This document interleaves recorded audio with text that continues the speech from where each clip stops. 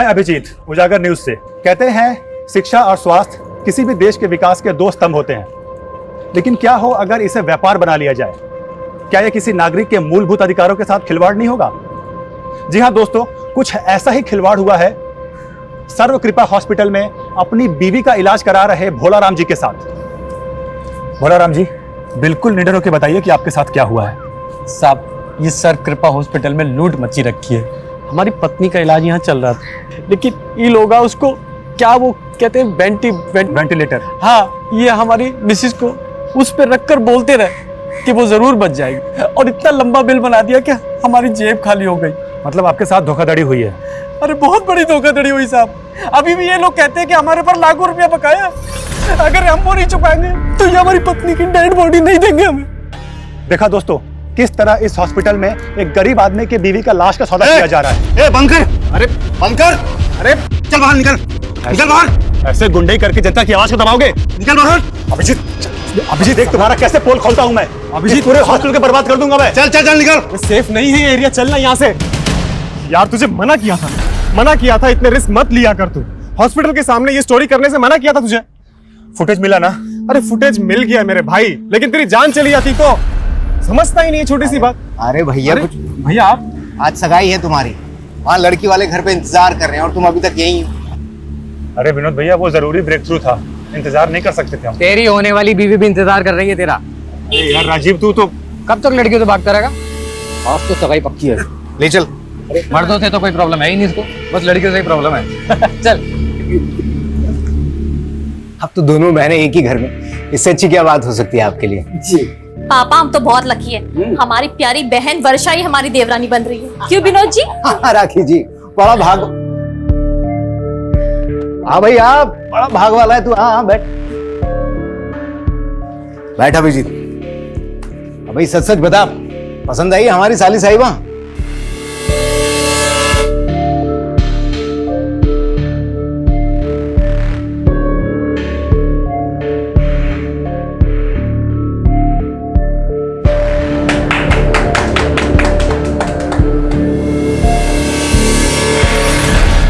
Aunty, हम ये कहाँ हैं? हमें हमारे घर जाना है। आप छोड़ दोगे हमें हमारे घर? हमारे पापा ढूंढ रहे होंगे हमें। माँ, हमको लगता है कि हमें शादी वादी के लिए नहीं बने। अभी भैया भाभी के कहने पे जबरदस्ती सगाई तो कर ली, लेकिन तुम तो जानती हो ना हमारी दुविधा।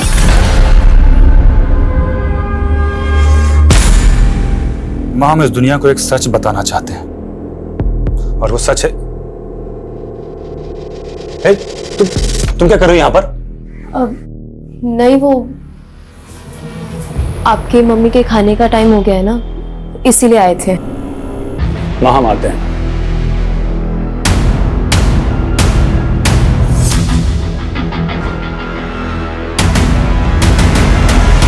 हम अक्सर सच्चाई से भागते हैं। उम्र के हर पड़ाव पर कोई न कोई एक ऐसा सच जरूर होता है जो शायद हम सबसे छुपा लेते हैं। दरअसल मैं सबको एक आईना दिखाना चाहता हूं, एक ऐसा आईना जिसे देखकर हम फैसला करें कि आज हम कहां खड़े हैं। आने वाली 15 जून को रात 9:55 पे मैं आपको ऐसे ही कड़वी हकीकत से रूबरू करवाने वाला हूं, जिससे शायद अब तक का सबसे बड़ा पर्दाफाश होगा।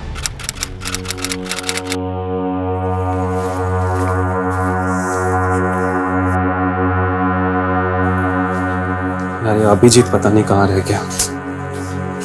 अरे विनोद भैया, क्या हो गया ये? अरे कुछ नहीं, थोड़ा चक्कर खा के गिर गए थे। अरे बाप रे।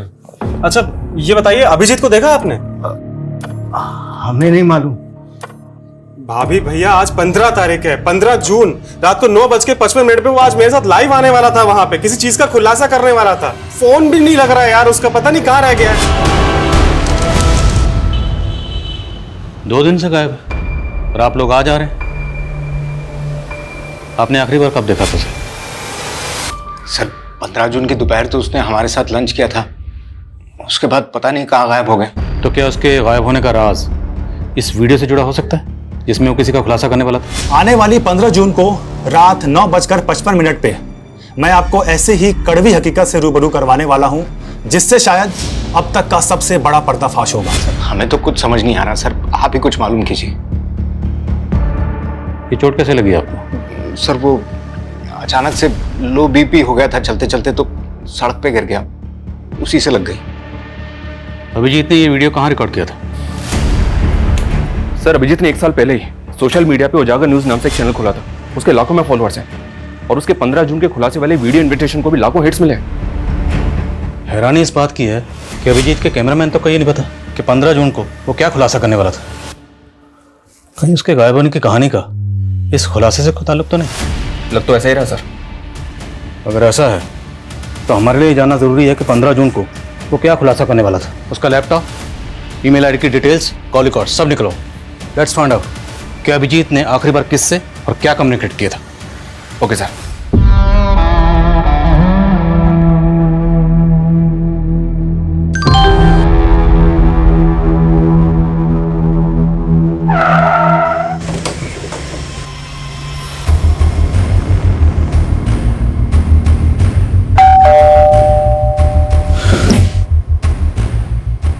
जी, हमें वर्षा जी से बात करनी है।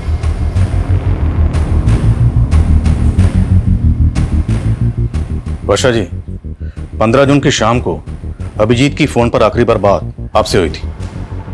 उसके बाद से वो लापता। आपकी अभिजीत के साथ फोन पर क्या बात हुई थी? आई एम सॉरी वर्षा जी, लेकिन हम आपसे शादी नहीं कर सकते। ऐसा क्यों बोल रहे हैं अभिजीत? वो हम आपको वजह भी नहीं बता सकते वर्षा जी।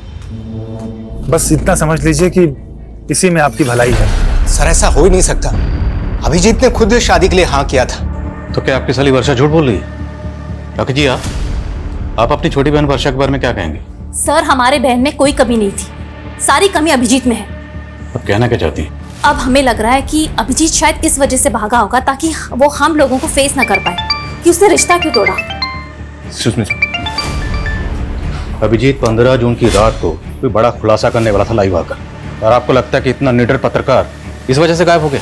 नहीं सर, राखी के कहने का ये मतलब नहीं है। दरअसल हम लोगों को भी सुनकर बहुत धक्का लगा कि अभिजीत ये रिश्ता तोड़ना चाहता था। सर 1 मिनट, बिरदास चौक पे लाश मिली है।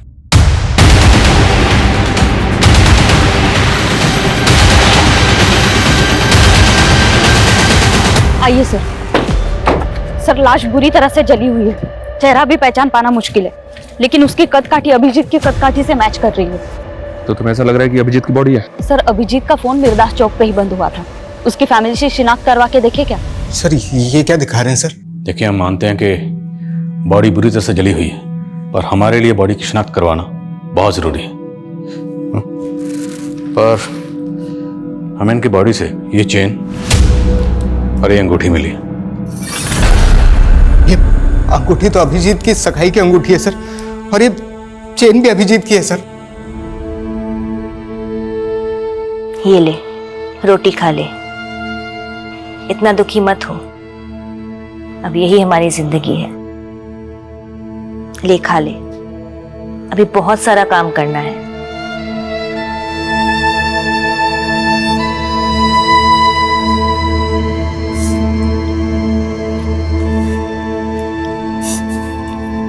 चलो अच्छा है, कम से कम आज तुम कुछ खा तो रही हो। ये भी कोई खाना है? हमारे पापा रोज हमें ब्रेकफास्ट में कॉर्नफ्लेक्स खिलाते हैं और स्कूल के लंच में पराठे। तू कौन से क्लास में पढ़ती थी? 6th। चलो हम तुम्हारा टेस्ट लेते हैं। ये अखबार में जो लिखा है पढ़ने आता है ना? हाँ आता है पढ़ने। तो पढ़ो। भारत जल्द ही 5 ट्रिलियन की अर्थव्यवस्था होगा। माँ, माँ, बच्चों बच्चों बाहर जाओ, बहन आओ ना।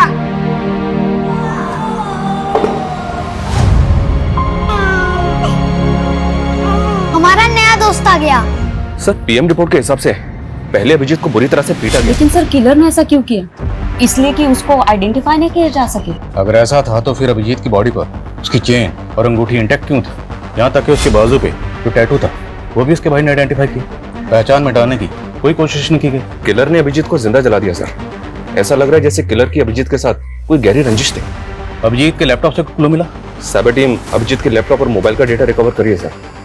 लेकिन सर अभिजीत का फोन पिछले कई दिनों से अतुल नगर में काफी एक्टिव था। अतुल नगर में कहाँ जाता था? ये तो नहीं पता, लेकिन अतुल नगर में जितने भी सीसीटीवी हैं सबकी फुटेज मंगा रहा हूँ। और अभिजीत का कैमरामैन प्रथमेश, उसने कुछ बताया? नहीं सर, उसे इस बारे में कुछ नहीं पता।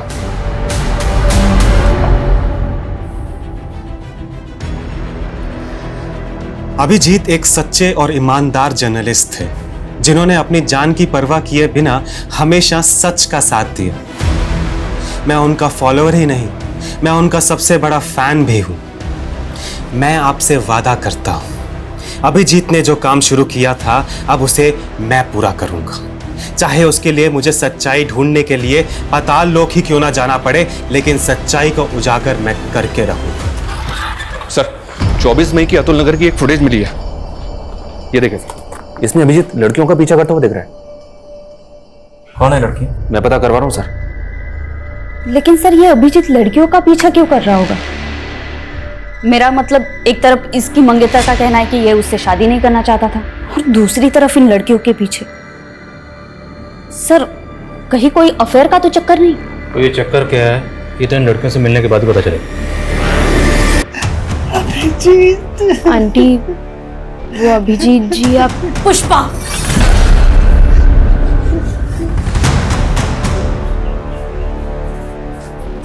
जी माँ जी को क्या बताना है और क्या नहीं बताना ये तुम्हारा काम नहीं है। तुम जाओ। हम उन्हें वो अभिजीत जी हम देख लेंगे, तुम जाओ यहाँ से। और हाँ, अब से काम पे मत आना।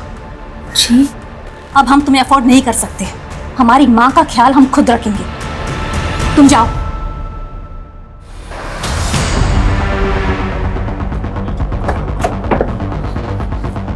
अभिजीत जिन दो लड़कियों का पीछा करते हुए देखा था वो दोनों लड़कियां इसी घर में किराए पे रहती थी सर, और ये इस घर के मकान मालिक हैं। इन्होंने ही मकान किराए पे दिया।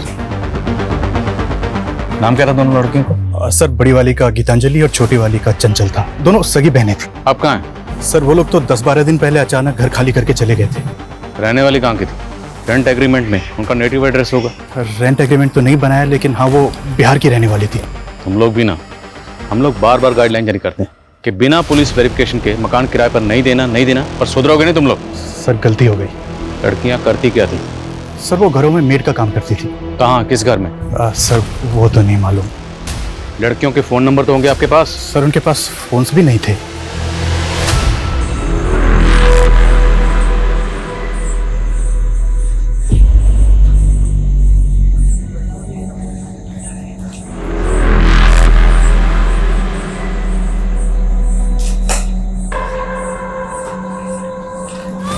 जी सर, मैं अपडेट करता हूँ। जय सर, एक बीएन मेड सर्विसेज नाम की एजेंसी है, इसने चंचल और गीतांजलि इन दोनों का फोटो आइडेंटिफाई किया है। ये दोनों लड़कियां इसी एजेंसी के थ्रू काम पे लगी थी। BN made agency?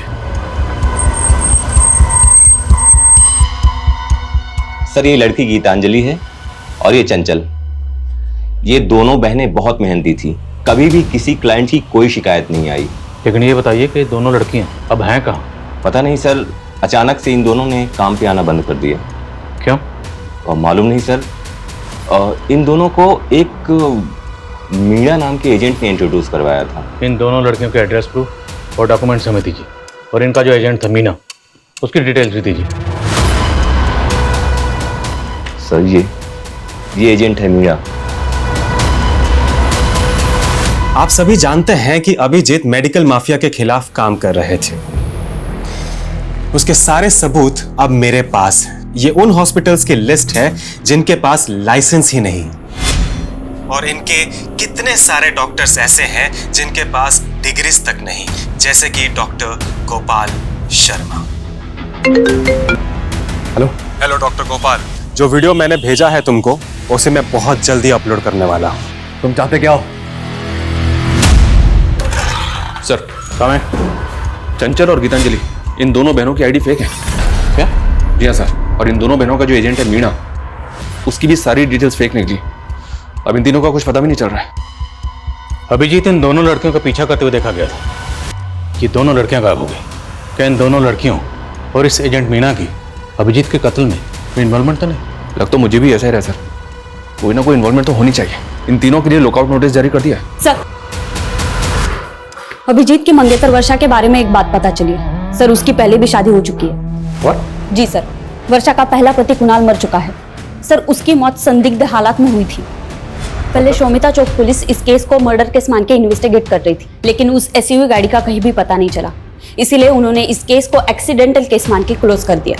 ये अभिजीत मर्डर केस भी कम चौंकाने वाला नहीं, और इन दोनों केसेस की कॉमन कड़ी है वर्षा। वर्षा जी, पहले आपकी शादी होती है कुणाल से और वो बड़े ही फिल्मी अंदाज से मारा जाता है। उसके बाद आपकी सगाई होती है अभिजीत से, वो भी मारा गया है। अब ये महज इत्तेफाक है, इसके पीछे की कहानी कुछ और है। आप बेकार में हमारे बेटी को परेशान करके अपना वक्त बर्बाद कर रहे हैं। अब ये तो आने वाला वक्त ही बताएगा कि किसका वक्त बर्बाद होने वाला है। बस इतना याद रखिएगा, बिना हमारी इजाजत के शहर छोड़ने की गलती मत करिएगा।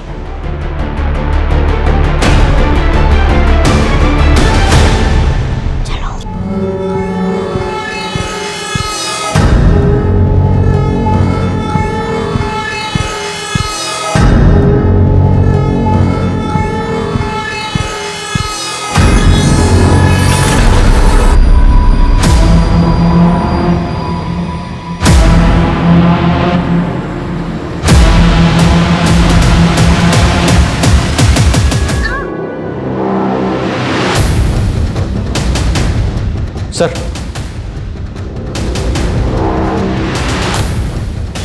साइबर सेल को अभिजीत के लैपटॉप से एक एनक्रिप्टेड फाइल मिली थी जिसको उन्होंने डिक्रिप्ट किया, अभी सेंड किया।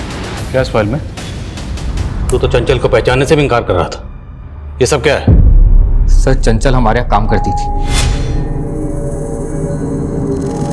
सर। हम उसे पैसे दे दे के थक गए थे, लेकिन उसका लालच बढ़ता ही चला जा रहा था। मजबूर होकर हमने सब बात अभिजीत को बता दी।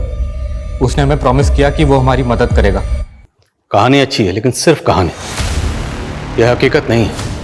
हकीकत मैं बताता हूँ कि अभिजीत को पता चल गया था कि तुम उस लड़की की मजबूरी का फायदा उठाकर उसको ब्लैकमेल कर रहे हो, उसका रेप कर रहे हो। इसलिए अभिजीत उस लड़की की मदद कर रहा था और तुमने अभिजीत को रास्ते से हटवा दिया। नहीं सर, ऐसा कुछ भी नहीं हुआ सर। शर्मा, ये ऐसे नहीं समझ रहा, जरा समझाओ इसको अच्छी तरीके से। सर, गीतांजलि, चंचल और मीणा ये तीनों अभी भी ट्रेस नहीं हो पा रहे हैं, और राजीव भी इस बात को एक्सेप्ट नहीं कर रहा है कि उसने लड़कियों के साथ कुछ किया है। लेकिन हाँ सर, वर्षा को इन्वेस्टिगेट करते हुए पता चला कि उसके हाथ भी साफ नहीं है। दरअसल कुणाल की मां को अभी भी इस बात का शक है कि वर्षा ने इंश्योरेंस के पैसे के लिए कुणाल को मरवा दिया। कुछ भी साबित नहीं हुआ तो इंश्योरेंस का सारा पैसा वर्षा को मिल गया, और बाद में उसने ये पैसा किसी और अकाउंट में ट्रांसफर कर दिया। किसके अकाउंट में? हाँ, वर्षा ने पैसों की मदद की थी, लेकिन इसमें गलत क्या है? क्या बहन बहन की मदद नहीं कर सकती? कैसी मदद? विनोद को करीब 2 साल से बिजनेस में काफी नुकसान हो रहा था। इनका पार्टनर इन्हें बहुत परेशान कर रहा था, पैसे वापस मांग रहा था। विनोद को पैसे वापस देने थे तो वर्षा ने मदद कर दी। लेकिन परेशानी तो फिर भी कम नहीं हुई। कुछ दिन पहले अटैक हुआ था ना पे। उस दिन पुलिस स्टेशन में इस चोट के बारे में पूछा तो झूठ बोल दिया। सर, वो अचानक से लो बीपी हो गया था, चलते चलते तो सड़क पे गिर गया। लेकिन इन सब बातों का अभिजीत के मर्डर से क्या लेना देना? लेना देना ना हो तो ही अच्छा है, वरना लेने के देने पड़ जाएंगे। एक बात बताओ, तुमने उत्तम को पैसा तो दे दिया था ना? अब तुम भी हम पे शक कर रहे हो। अरे अगर तुमने पैसा चुका दिया था तो लोगों ने हम पे हमला ही क्यों किया? उसी के कारण जो तुमने पुलिस को बताया है। छोटा मोटा पैसा नहीं है ये, और अब तक कर्जा चुकता नहीं हुआ है। इतने के लिए लोग जान ले लेते हैं। शुक्र करो तुम अब तक जिंदा हो। सर, ये दोनों बहनें जितनी सीधी नजर आ रही हैं उतनी है नहीं। आज की दुनिया में कोई भाई या बहन अपनी प्रॉपर्टी या पैसा बिना लिखा पढ़ी के किसी को नहीं देता है, और वो भी अपनी बहन के पति के कर्ज को उतारने के लिए। विनोद के बिजनेस पार्टनर से कंफर्म करो, दोनों बहनों का कांटेक्ट अच्छे से चेक करो। तो तूने विनोद पे अटैक करवाया था? अटैक कैसा? आपको कोई गलतफहमी हुई है, और उसने कुछ पैसे लौटा भी दिए थे हमें। लेकिन उधार तो काफी बाकी है ना बीबी। वो भी निकलवा लेंगे। अटैक करवाएगा दोबारा? विनोद ने कंप्लेन नहीं लिखवाई ना, फिर क्यों बाल की खाल उतार रहे हैं? और वो फुद्दू हमारे खिलाफ बोलने की हिम्मत भी नहीं करेगा। हाँ, हमसे बहुत बड़ा गलती हो गया। अगर हम अभिजीत को पहले ही सब कुछ बता दिए होते तो शायद वो हमें इस मुसीबत से निकाल चुका होता। ले लो, 70 लाख है इसमें। 70 लाख? ये 70 लाख तो सिर्फ आपके हुए ना डॉक्टर साहब, और आपके बाकी के नेक्सस के 70 लाख वो कौन देगा? हेलो नेताजी, एक लोकल जर्नलिस्ट मुझे धमकी दे रहा है। अगर आपकी मेहरबानी हो जाती तो। डॉक्टर साहब, हम स्वच्छ छवि वाले नेता हैं, ना तो खुद खाते हैं ना कभी किसी को खाने देते हैं। अब आपने कांड किया है, आप भुगतेंगे। लेकिन नेताजी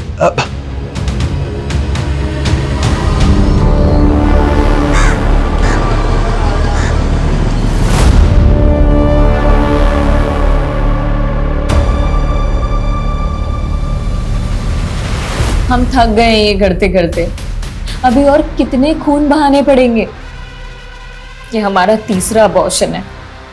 न जाने तुमसे शादी करने के लिए हमें अभी कितना और इंतजार करना होगा। हम जल्दी सब कुछ ठीक कर देंगे।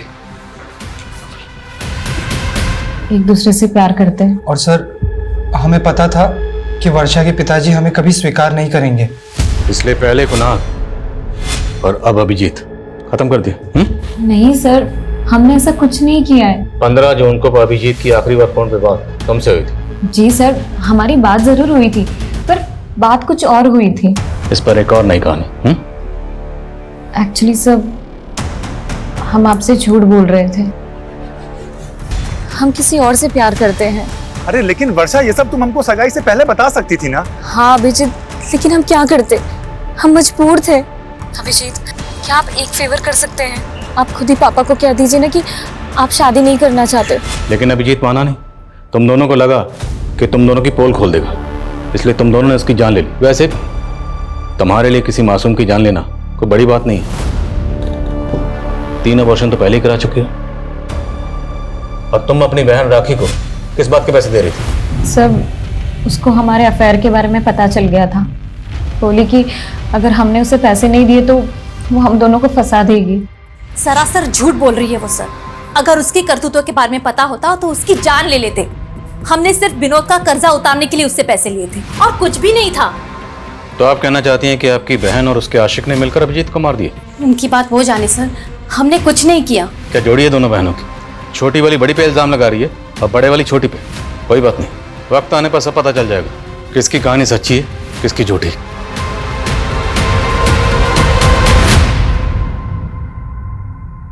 ओ, आपकी सास की केयर टेकर क्या नाम है उसका?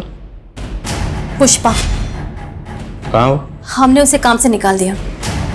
अब हम उसे अफोर्ड नहीं कर सकते। रहती कहाँ वो? एड्रेस दीजिए। ये बात तो अभिजीत ही जानता था, हमें कुछ नहीं पता।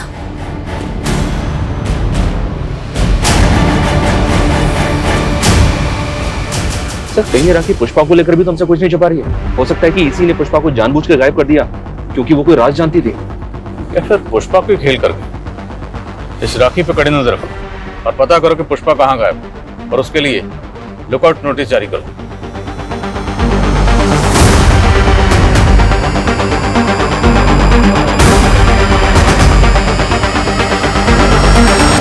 सर, छत्तीसगढ़ पुलिस से पुष्पा के बारे में एक इन्फॉर्मेशन मिली है। पुष्पा एक बागी ग्रुप की मेंबर है और कई सालों से वांटेड है। पुष्पा एक बागी थी? तो वो अभिजीत के घर पे क्या कर रही थी? दरअसल अभिजीत के लेट फादर धीरेन्द्र आनंद ने कई सालों तक एक बागी ग्रुप में काम किया है और ये पुष्पा उनकी शागिर्द थी। इंटेलिजेंस का ऐसा मानना है कि गायब होने के बाद पुष्पा यूपी में कहीं छुपी थी। मतलब वो यूपी में अभिजीत के घर पर छुपी हुई थी, और वो भी उसकी माँ की केयर टेकर बन के। अभिजीत उसको लेकर आया, उसकी मदद कर रहा था। और सवाल ये है कि अभिजीत एक बागी की मदद क्यों कर रहा था?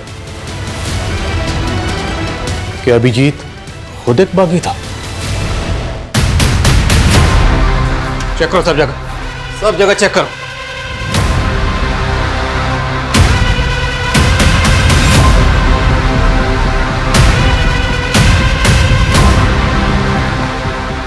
सर, बहुत गलत कर रहे हैं आप। एक ईमानदार पत्रकार की छवि के साथ में खिलवाड़ कर रहे हैं आप लोग। फिलहाल तो हम जा रहे हैं, लेकिन अगर हमें बाद में पता चला कि अभिजीत के साथ मिलकर आपने बागियों का साथ दिया था तो हम आपको नहीं छोड़ेंगे। चलो। ओ 172, चल मुंह धो ले और काम पे चल। अब यही तेरी किस्मत में लिखा हुआ है। तैयार कर ले अपने आप को इन सब चीजों के लिए। जब 135 का बच्चा बड़ा हो जाएगा ना, तुझे ही ट्रेनिंग देनी है। यहाँ पे माँ बाप हो या बच्चा, सब किस्मत के हाथों बंधे हुए हैं।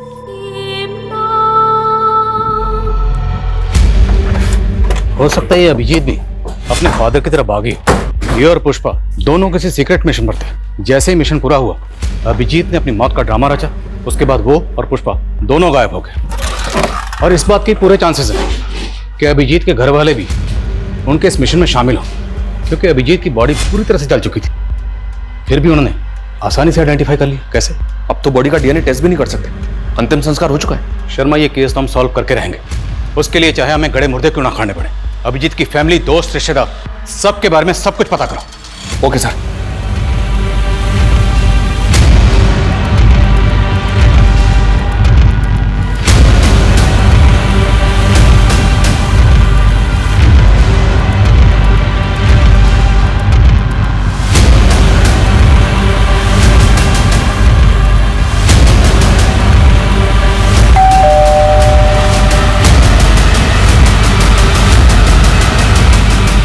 सर,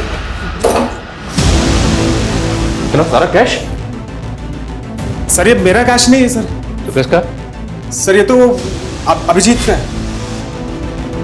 अभिजीत के लिए फंड इकट्ठा कर रहा है। आखिर ये अभिजीत करना क्या चाहता है? अभिजीत? सर उसका तो मर्डर हो गया ना। साले, अभी बोल रहा है अभिजीत का कैश। सर ये उसी की ईमानदारी का मोल है जो हम बेईमानी से कमा रहे हैं। मैं, राखी और उत्तम साथ में मिलकर के ये काम कर रहे हैं सर। तुम्हारी छोटी बहन वर्षा का नीरज से अफेयर और तुम्हारा अपने पति के बिजनेस पार्टनर उत्तम से अफेयर। अति उत्तम। सर हमारा कोई अफेयर नहीं है। हमने सोचा था कि विनोद उत्तम के साथ बिजनेस करके सेटल हो जाएगा, लेकिन आलसी घाटा करके बैठ गया। ओ मैडम, यहाँ मैं मुनाफा या घाटा जानने के लिए नहीं बैठा हूँ। तुम तीनों ये बताओ कि अभिजीत को क्यों मारा? सर हमने अभिजीत को नहीं मारा है, बल्कि उसकी मौत का फायदा उठा करके हमने सिर्फ डॉक्टर गोपाल शर्मा से पैसे ठगे थे। सर प्रथमेश ने हमें बताया था अभिजीत के मेडिकल स्कैम खुलासे के बारे में, तो हमने उत्तम की ताकत का इस्तेमाल किया ताकि कोई डॉक्टर हमें परेशान करे तो उत्तम संभाल लेगा। तो 15 जून की रात को अभिजीत यही खुलासा करने वाला था? नहीं सर, वो तो सच में उसने हमसे सीक्रेट रखा था। वो कुछ और बात थी और उसी की वजह से उसकी जान गई है सर। तुम तीनों को तब तक तोड़ेंगे जब तक सच नहीं कबूलोगे। नीलम, तोड़ो। डॉक्टर गोपाल की कुंडली निकलवाओ। पूरे चांसेस है कि 15 जून को अभिजीत जो खुलासा करने वाला था वो उसी डॉक्टर के खिलाफ हो। हेलो, क्या आप मुझे डिटेल्स मिल कीजिए।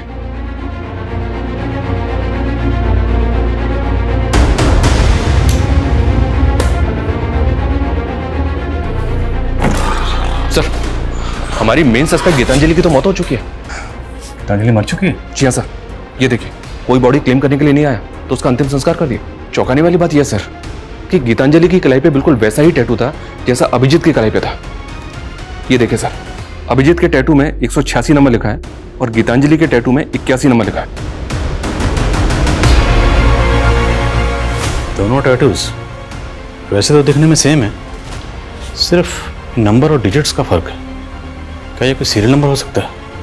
और इन टैटूज का हमारे सस्पेक्ट्स में से और किससे कनेक्शन हो सकता है? राजीव, वर्षा, नीरज, राखी, प्रथमेश, उत्तम या फिर पुष्पा? अभिजीत और गीतांजलि के बीच का कॉमन कनेक्शन है राजीव, लेकिन सर राजीव का तो कहना है कि वो इन टैटूज के बारे में कुछ नहीं जानता। पर अभिजीत की कलाई पर वैसा ही टैटू क्यों है जैसा कि गीतांजलि की कलाई पर है? गीतांजलि की बहन चंचल से इसका पता चल सकता है। चंचल तो खुद गायब है। खा लो दीदी, खाली पेट रहने से कुछ नहीं होता और हमें बहुत कुछ करना है। हमें निकलना है यहाँ से। यहाँ से कोई नहीं निकल सकता। नहीं दीदी, हम निकलेंगे यहाँ से। कोई आने वाला है हमें बचाने। तुम ना ऐसे सपने मत देखो, ये सपना कभी पूरा नहीं हो सकता। सर, चंचल के बारे में हमने अभिजीत को मार्च में बता दिया था। उसके बाद अप्रैल में अभिजीत बिना किसी को बताए 20 से 25 दिन के लिए किसी असाइनमेंट पर बाहर चला गया था। हाँ, अभिजीत अप्रैल में काफी दिनों तक नहीं था और उस दौरान उसने हमको कॉल भी नहीं किया था। मार्च में वो टैटू उसके हाथ में था? नहीं, तब तो नहीं था, लेकिन जब वो वापस आया तो हमने वो टैटू उसकी कलाई में देखा। तो आपने उससे पूछा कि वो टैटू उसने कहाँ बनवाया था और क्यों बनवाया था? नहीं सर, ऐसा तो उसने कुछ नहीं बताया। सर पहले तो हमें भी अजीब लगा था, क्योंकि वैसा ही टैटू चंचल की कलाई पर भी था। नहीं, ऐसा तो नहीं कि गीतांजलि और चंचल का उन टैटू से कोई ऐसा राज जुड़ा था जो अभिजीत जानना चाहता था, इसलिए उनका पीछा कर रहा था। लेकिन सर वो ये सब जानने के लिए अपनी कलाई पे वैसा ही टैटू क्यों बनवाएगा? और ये अभिजीत अप्रैल में 20-25 दिन के लिए कहाँ गायब था? और ये सवाल अब भी वहीं का वहीं है कि वो 15 जून की रात को 9:55 पर ऐसा क्या खुलासा करने वाला था?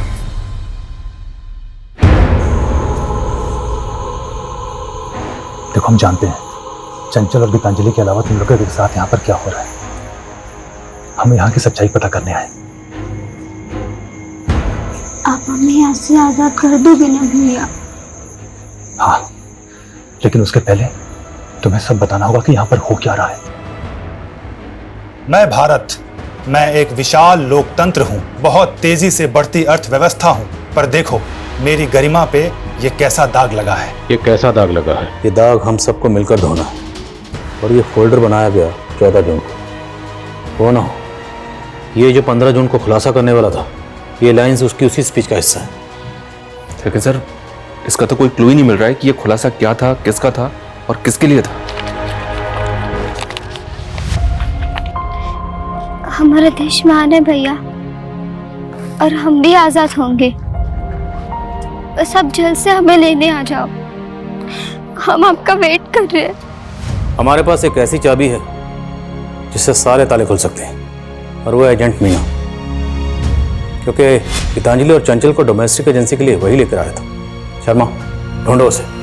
खबरों को काम पे लगाओ, जेलों में जितने भी कैदी हैं उनके बारे में पता करो, तुम्हें जो करना है करो, लेकिन किसी भी सूरत में मुझे एजेंट मीना चाहिए।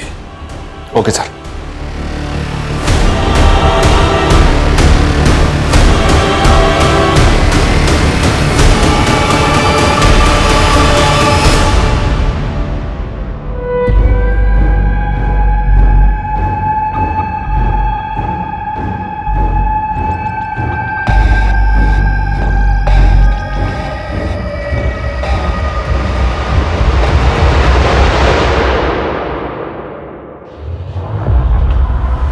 मीना, क्या करो?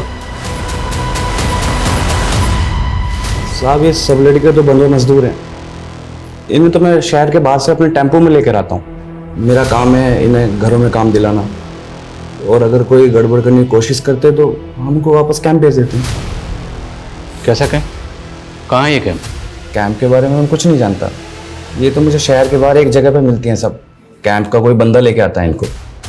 ये सब करवाता कौन है? मालिक कौन है? साहब, इसके बारे में मुझे कुछ नहीं पता। सबसे पहले हमें ये पता करना होगा ये कैंप है कहाँ। इस नेक्सस ने बहुत गहराई तक अपनी जड़ें फैला रखी। ड्रोन कैमरा यूज करने की परमिशन निकलो। पूरा शहर और उसके आसपास जितने एरिया सब जगह स्कैन करो। कोई भी एरिया छूटना नहीं चाहिए।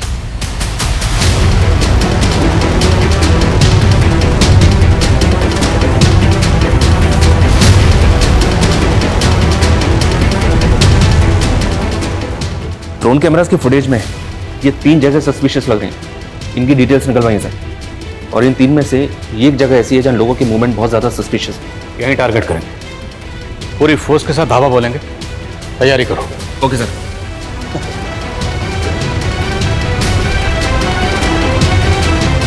पुलिस! अरे पुलिस! अरे भागो!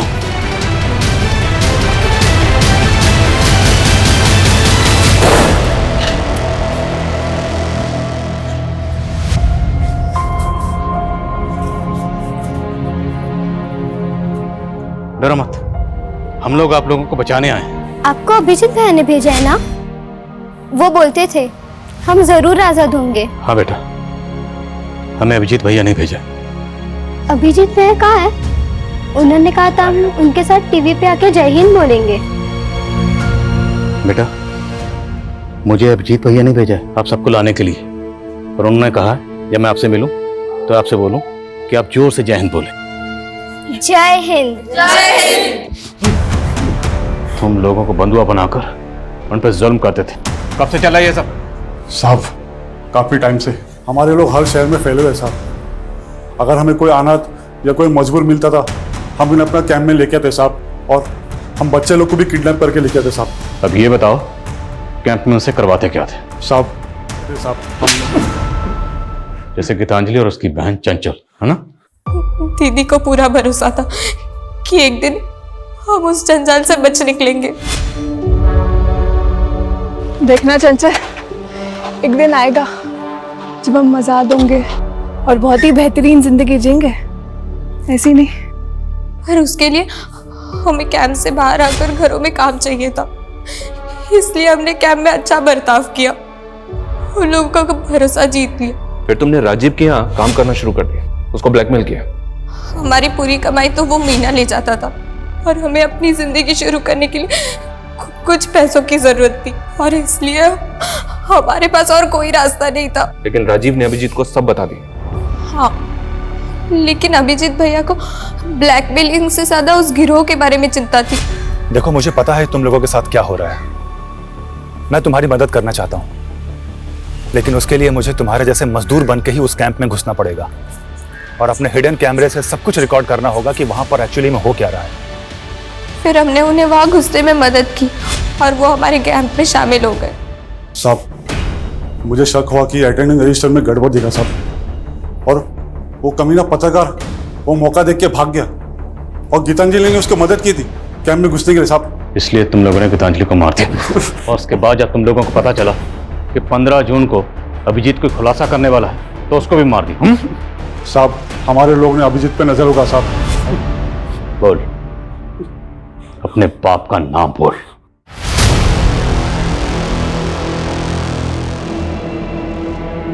धर्मेंद्र सिंह सर मीटिंग में है।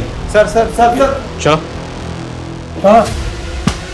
धर्मेंद्र जैसा बड़ा नेता इस नेक्सस का मास्टरमाइंड होगा, ताज्जुब हो रहा है सर। उस फैक्ट्री में तकरीबन 150 औरत मर्द और 50 से ज्यादा बच्चों के साथ इस तरह का दुर्व्यवहार किया जा रहा था। ये जानने के बाद बहुत तकलीफ हो रही है। लेकिन सर, पुष्पा का इस गिरोह से कोई लेना देना नहीं, हालांकि वो अभी तक गायब है। सर, हमने उसकी रिपोर्ट नेशनल एजेंसी को दे दी है।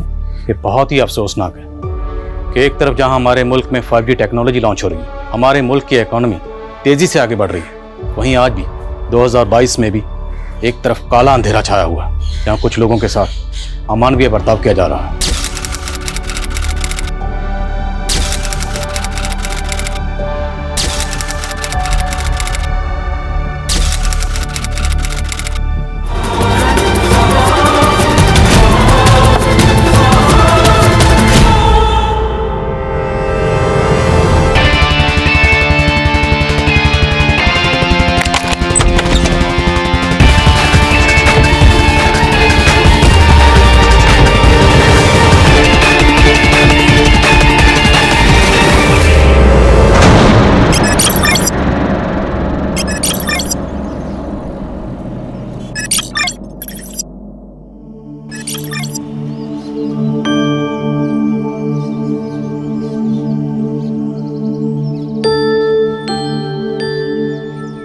कोमल, तुम लोगों की बातें खत्म हो गई तो चले? कोई देख लेगा तो प्रॉब्लम हो जाएगी।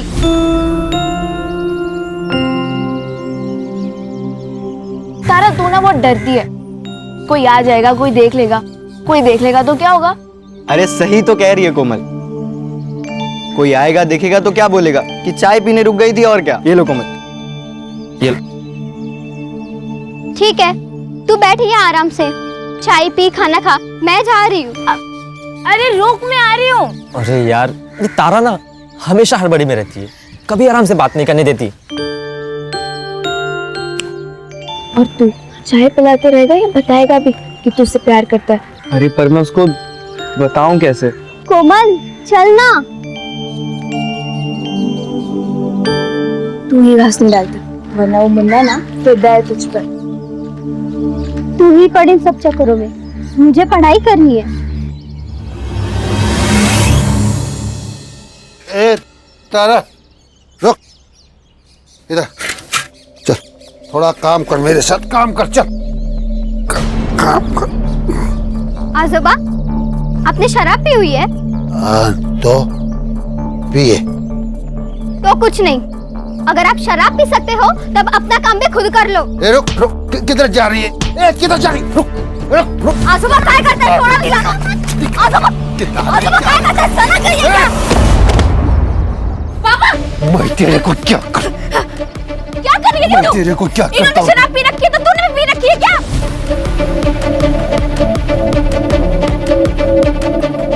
अरे आई, समझाना है ना तो अपने बाप को समझाओ। ये दारू के चक्कर में पूरे घर का नरक बना के रखा है।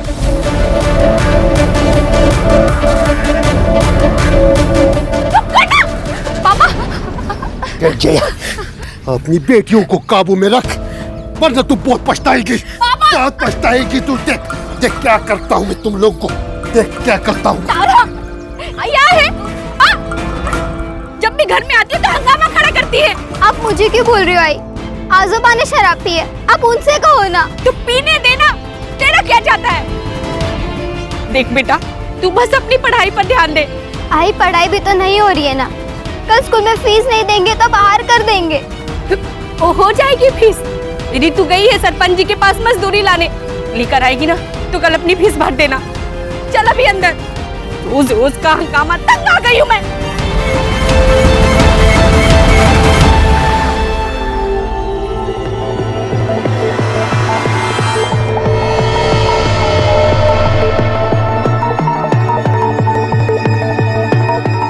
मालकिन,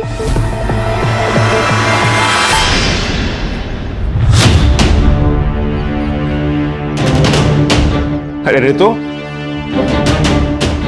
कैसे आई तुम? वो मालिक मजदूरी के पैसे दे दीजिए। अच्छा, ये ना, आजा आजा, देता हूं मैं।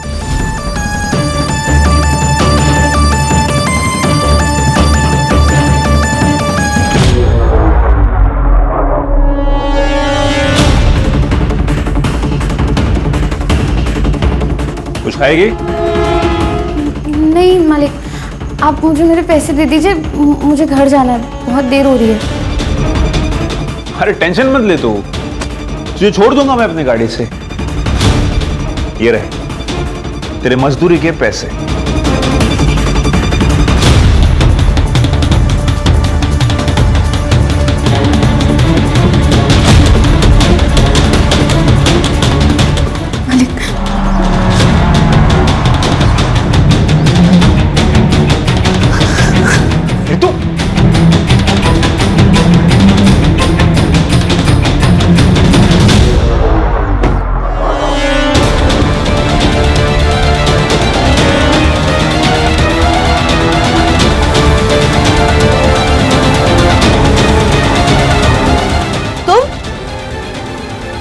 आंगनवाड़ी वाली मुक्ति की बहन है ना?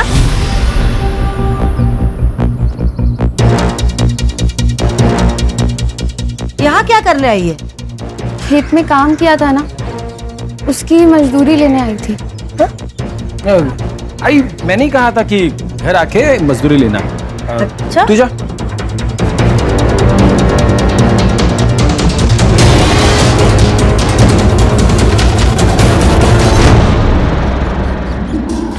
जरा अभी समझ नहीं है ना, 3 महीने बाद गांव में मुखिया का चुनाव है।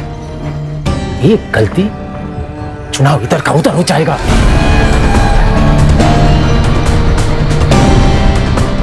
अरे कुछ नहीं होता दादा, आप खामा में टेंशन ले रहे हो।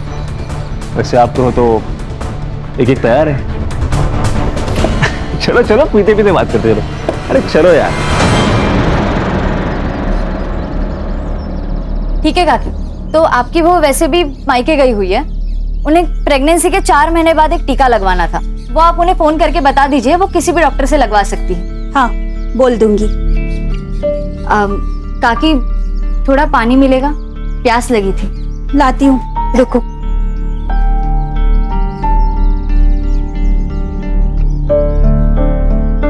ये लो। हाँ, हाथ आगे करो, मैं पानी डालती हूँ। ऐसे तो कोई किसी जानवर को भी ना पानी पिला। क्या मतलब? रहने दीजिए, आप नहीं समझोगे। मैं समझाता हूँ। गुरु तुम यहाँ क्या कर रहे हो? इनको इनकी जगह दिखानी पड़ेगी। गुरु सुनो तो सही। काकी, इसकी कोई जरूरत नहीं। इंसान को इंसान क्यों नहीं समझते आप लोग? बताइए काकी, हम लोग ऐसा क्या करें कि आप हमें इंसान समझने लगे, जानवर नहीं? हाँ, इंसान समझने लगेंगे तब भी तुम लोगों की जगह यही रहेगी, दरवाजे के बाहर। गुरु रहने दो। गुरु सदियों से यही चला आ रहा है, अब इन्हें हम क्या बदलेंगे? यही प्रॉब्लम है मुक्ति। प्रॉब्लम यही है कि सदियों से जो चलता आ रहा है उसे चलने दो।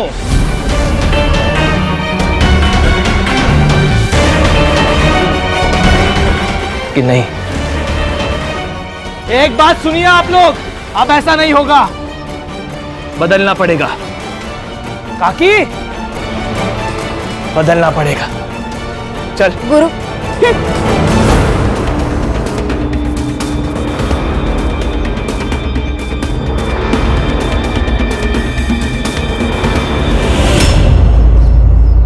हाँ बताओ, क्या हुआ तुम्हारे साथ? आज शाम को मैं खेत से काम करके वापस लौट रही थी, तभी वो एकलव्य ही था जिसने हमला किया? हाँ सर। मतलब 6 फुट के आदमी को तुम मार के भाग गई? हाँ सर, ऐसा ही हुआ। हंस क्यों रहे हैं आप? ओ नेताजी, चुनाव जीते नहीं हो तुम जो सवाल पूछने लगे। ये मेरा थाना है और सवाल मैं ही पूछूंगा।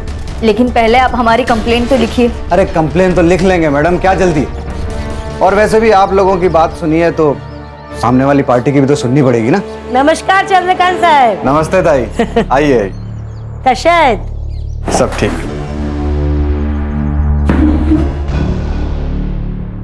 क्या रे जया, ये सब क्या तमाशा लगा के रखा है? तमाशा कुछ नहीं है, तुम्हारे बेटे ने रितु का रेप करने की कोशिश की।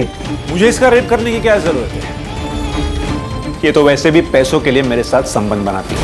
इंस्पेक्टर साहब, ये झूठ बोल रहे हैं, हमारी बेटी ऐसी नहीं है। ये जया का बाप साईनाथ सर, आप ही ने तो पकड़ा था कच्ची शराब बनाने के मामले में। और ये लड़कियां, ये तो इस गुरु का ही सुनेंगी ना। इसे चुनाव जो जीतना है। क्या बोला रे तू? क्या बोला तू?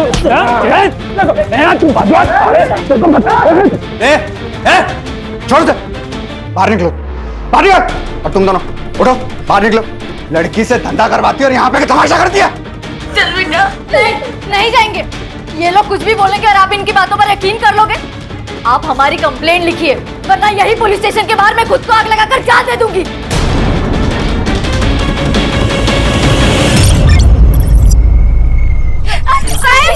साहब, हमारी रितु को यहाँ लेकर जा रहे हैं।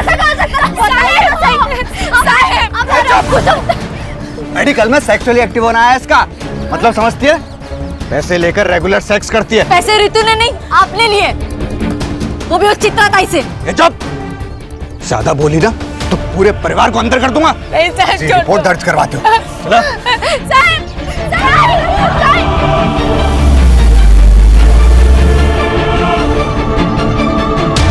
हेलो गुरु। इंस्पेक्टर साहब, अगर आप रितु के ऊपर प्रोस्टिट्यूशन का चार्ज लगा रहे हैं। आप फिक्र मत कीजिए, मेरे पुलिस स्टेशन में जिसने जो जुर्म किया है उसे उसकी सजा मिलेगी। ऐसे ऐसे सजा देंगे आप? चुप। देखिए, आप लोग मिलके मामला निपटा लीजिए, वरना अगर केस हुआ तो दोनों को अंदर जाना पड़ेगा। अरे सर, हम तो केस करना ही नहीं चाहते थे, ये तो इन लोगों की जिद थी कि एफआईआर हो। अभी भी अगर कॉम्प्रोमाइज हो तो हमारी तरफ से मैटर खत्म। कॉम्प्रोमाइज? भाई किस बात का कॉम्प्रोमाइज?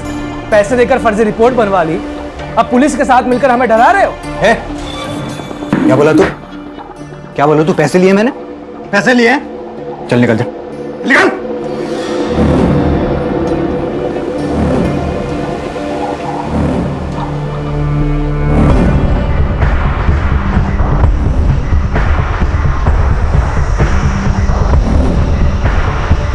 जया, सुनो मेरी बात, ये कोर्ट कचहरी का मामला है और केस खत्म होने के लिए सालों लग जाते हैं। ये केस लड़ने के लिए और ये वकील बाबू को फीस देने के लिए पैसे हैं तेरे पास?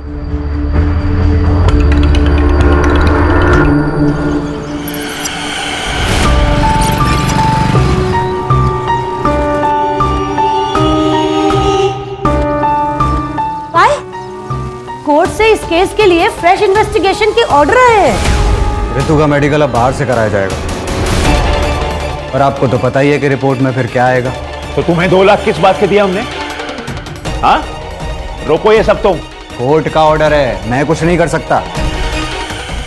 हाँ, अगर आप 2 लाख रुपए और दो तो मैं मेडिकल रिपोर्ट डिले करवा सकता हूँ। उसके बीच में आप उस फैमिली के साथ पैसे वैसे देके सेटलमेंट कर लो। एक फुटी कौड़ी सुद्धा नहीं देना भी कोणाला। अगर एक को भी फुटी कौड़ी दी तो सबके सब सर पे बैठ जाएंगे। लड़ना है ना इन लोगों को हमसे, तो अब लड़के दिखाए, मैं भी देखती हूँ। इंस्पेक्टर, रिपोर्ट्स रुकवाइए। पैसे आपको मिल जाएंगे।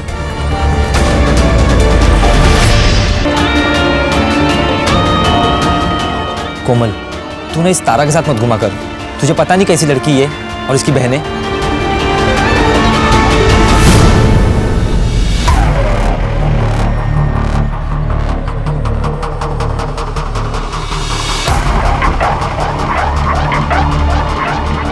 ए, क्या तांजा कर रहा रे? हैं? जरा इधर आइए ना। ये जो लड़की अंदर गई उसका रेट क्या है? क्या बोला थे? वो तो गांव वाले बोल रहे थे, सब चलता है इधर।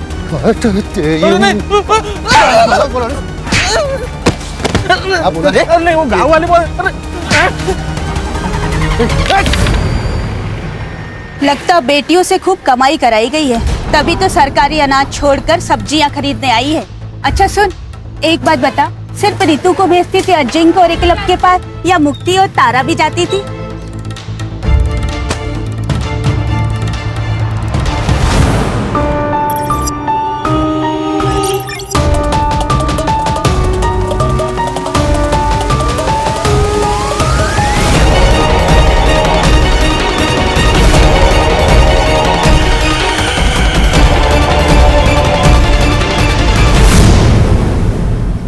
हाँ मुक्ति दीदी बोलिए। हेलो कोमल, तुम्हें तारा ने कुछ बताया? वो कहाँ गई है, किस काम से गई है?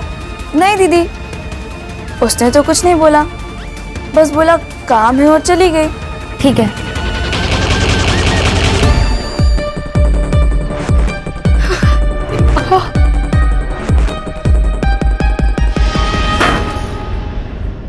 ए, संभाल के रख, पूरे 4 लीटर है।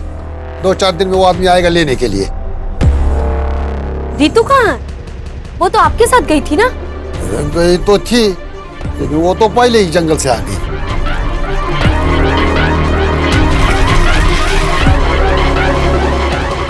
आजोबा, मेरी तबीयत ठीक नहीं लग रही है, मैं जा रही हूँ।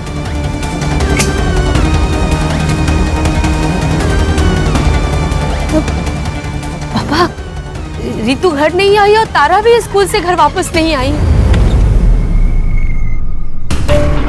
मेरा नाम मुक्ति कौरी है, मैं अम्बेवाड़े गांव से हूँ। मेरी 2 बहनें हैं, रितु और तारा, दोनों नाबालिग हैं। वो कल दोपहर से दोनों गायब हैं और यहाँ के पुलिस इंचार्ज चंद्रकांत पाटिल वो उन्हें ढूंढना तो दूर FIR तक नहीं दर्ज करवा रहे, क्योंकि वो इस गांव के सरपंच चित्रा जोशी और उनके 2 बेटे अजिंक्य और एकलव्य जोशी, इन दोनों को बचाना चाहते हैं। मैं सारे नेता और सारे अधिकारियों से पूछना चाहती हूँ, अगर गरीब होना, पिछड़े समाज का होना एक अपराध नहीं है, तो मुझे और मेरे परिवार को न्याय कब मिलेगा? लड़कियों को गायब हुए 36 घंटे हो चुके हैं और आखिरकार इस वीडियो के वायरल होने के बाद पुलिस डिपार्टमेंट नींद से जागा है। अम्बेवाड़ी पुलिस स्टेशन की पूरी टीम को सस्पेंड कर दिया गया है और एक नई टीम को असाइन किया गया है। अब देखते हैं ये टीम क्या कमाल दिखाती है। Now it's up to them कि वो जल्द से जल्द रितु एंड तारा कोरी को सही सलामत ढूंढ निकाले। सर, ये लोकल पुलिस ने बहुत गलत काम किया है इस मामले में। ना रेप अटेम्प्ट की FIR दर्ज की, ना किडनैपिंग की। इसलिए देखिए हमारे पास आया है खान, जल्द से जल्द दोनों लड़कियों को ढूंढना है और हमारे डिपार्टमेंट के ऊपर जो कीचड़ उछाले जा रहा है इसको रोकना है। ये भीड़ क्यों है यहाँ इतनी? पुलिस प्रशासन! पुलिस प्रशासन! पुलिस प्रशासन! पुलिस प्रशासन! पुलिस प्रशासन! पुलिस प्रशासन! पुलिस प्रशासन! चुप! क्या हो रहा है? क्या है? ए चुप! क्या है इतना पब्लिक? पीछे हटाओ इनको। क्या हुआ? चलो चलो। जय हिंद सर। क्या चल रहा है? जय हिंद। पब्लिक इतना क्यों है यहाँ? सर वो जो मिसिंग केस थी 2 बहनों की अम्बेवाड़ी गांव से, सर अब वो मिसिंग केस नहीं रहा, अब वो मर्डर केस बन गया है। कुछ देर पहले वहाँ एक लाश मिली है लड़की की। मतलब मार दिया उसको? नहीं सर, जो लाश मिली है वो उन दोनों बहनों में से किसी की नहीं है। फिर किसकी है लाश?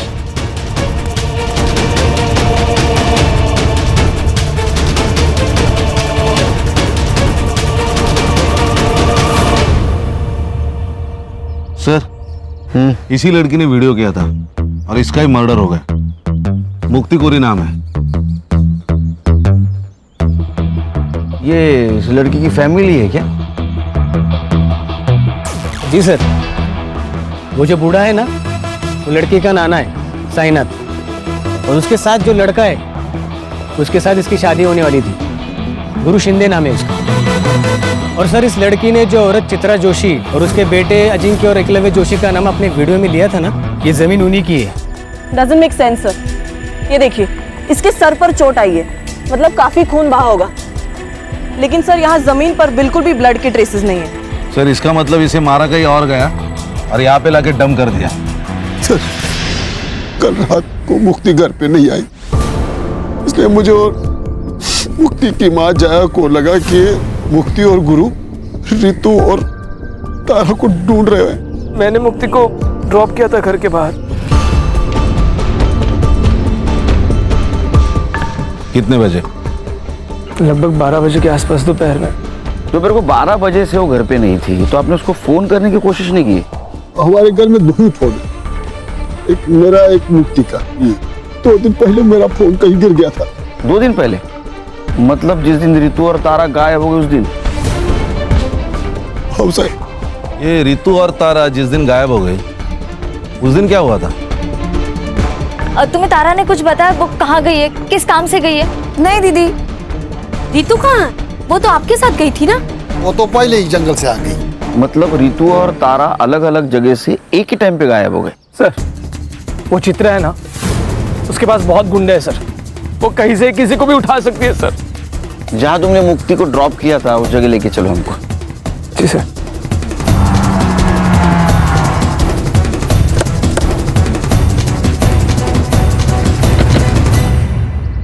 सर, यहीं पे मुक्ति को ड्रॉप किया था मैंने। वो सामने घर है सर, यहाँ से वो पैदल गई थी। चलो घर दिखाओ। नहीं सर।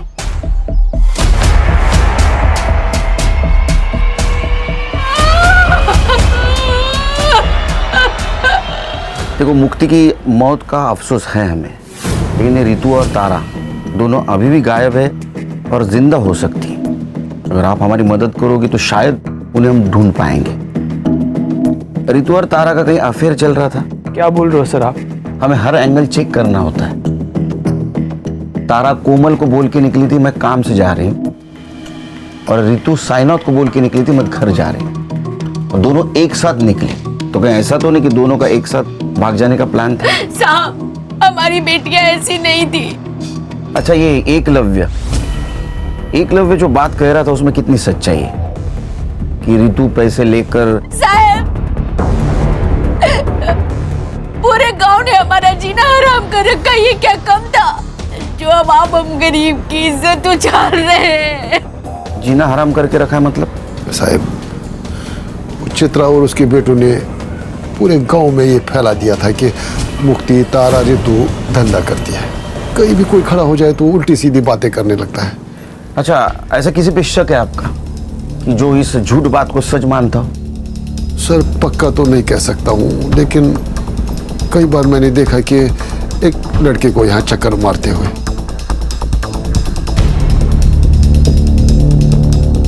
कौन है वो लड़का? साहब, नाम तो नहीं पता है, लेकिन हाँ, वो बाजार में कोई गिरीश नाम का आदमी है, उसके घर पे भाड़े पे रहता है। सर यहाँ कुछ भी नहीं है। अरे एक बात खटक रही है, दोपहर 12 बजे यहाँ से कैसे कोई गायब हो सकता है? सर, कहीं रितु और तारा की तरह मुक्ति का भी तो प्लान नहीं था गायब हो जाने का? एक काम करो, तुम और संग्राम मार्केट जाओ। जी सर। और साईनाथ जिस लड़के के बारे में बता रहा था उससे बात करो। मैं और खान चित्रा के घर जाते। चल।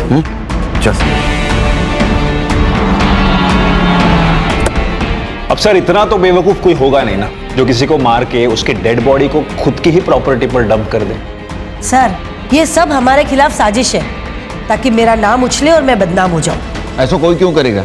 सर, 3 महीने बाद हमारे गांव में मुखिया का चुनाव है, और ये मुक्ति जिस समाज की है 40% डिसाइडेड वोटर है, जो किसी को भी वोट देंगे तो ऑब्वियसली वो जीत जाएगा। और ये मुक्ति का मंगेतर गुरु, वो भी इस बार चुनाव लड़ने वाला है, और इसीलिए उसी ने ये रेप अटेम्प्ट का मुद्दा बहुत उठाया। लेकिन मुक्ति ने जो वीडियो बनाया है उसमें उसने तुम लोगों का नाम लिया है। मुक्ति गुरु की होने वाली बीवी थी, वो उसकी बात नहीं सुनेगी तो किसकी सुनेगी? तुम दोनों में से एकलव्य कौन है? मैं हूं सर। और रितु कह रही थी कि तुमने उसका रेप करने की कोशिश की, और तुम्हारा कहना है कि रितु पैसे लेके कोई भी काम करने के लिए तैयार होती है। हाँ तो मेरा मतलब है रिपोर्ट में भी वही है ना। अरे रिपोर्ट गया खड्डे में, उसमें कुछ भी हो, लेकिन शायद पुलिस वाले दोस्तों ने तुम्हें ये नहीं बताया कि 17 साल की लड़की नाबालिग होती है, उसके साथ सेक्स मतलब रेप, वो भी उसकी मर्जी के साथ हो या ना हो। इसलिए बेटा तुम तो जेल जाओगे।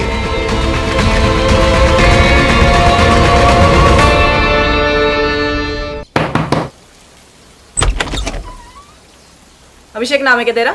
नहीं, मेरा नाम नीरज है, अभिषेक मेरा भाई है। कौन है? देख जितना भी कुछ पता है सब सच बता दे, बाद में बोलना मत, मैंने मौका नहीं दिया। क्यों चक्कर लगाता था उसके घर के? सर मैं एक फैक्ट्री में काम करता हूँ, दिन भर काम करके रात में वैसे ख्याल आते हैं, तो गांव वालों से बहुत दिनों से सुन रहा था कि गांव में कुछ लड़कियां धंधा करती है, तो उसी जुगाड़ में गया था कि कुछ मन बहल जाए मेरा। तो साइनाथ को देख के भागा क्यों तू? अरे मैडम वो बूढ़े ने वो आदमी को ऐसा भगाया था कि मेरी तो बोलती बंद हो गई थी, मुझे कुछ समझ में नहीं आया था, मेरी तो हिम्मत ही नहीं हुई उससे बात करने की, तो मैं बिना कुछ बात किए वापस आ गया था। अभी बिना बताए जाना मत कहीं।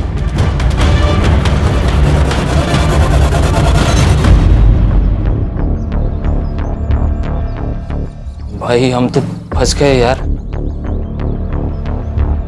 ऐसे नहीं है, ऊपर वाले ने हमें टाइम दिया है, जो करने आए थे वो करके जाए। रितु के रेप अटेम्प्ट को तुमने गुब्बारे की तरह उड़ाया था ना, ताकि तुम्हें इलेक्शन में फायदा हो, और मुक्ति को भी तुमने आखिरी बार छोड़ा। कहीं ये तुम्हारा रचा हुआ नाटक तो नहीं है ना? क्या प्लानिंग थी तुम लोगों की? मेरी यही प्लानिंग थी कि अपने समाज को अन्याय के खिलाफ लड़ना सिखाओ, और उसकी शुरुआत मैंने अपने घर से की है। सर पुलिस स्टेशन से फोन था।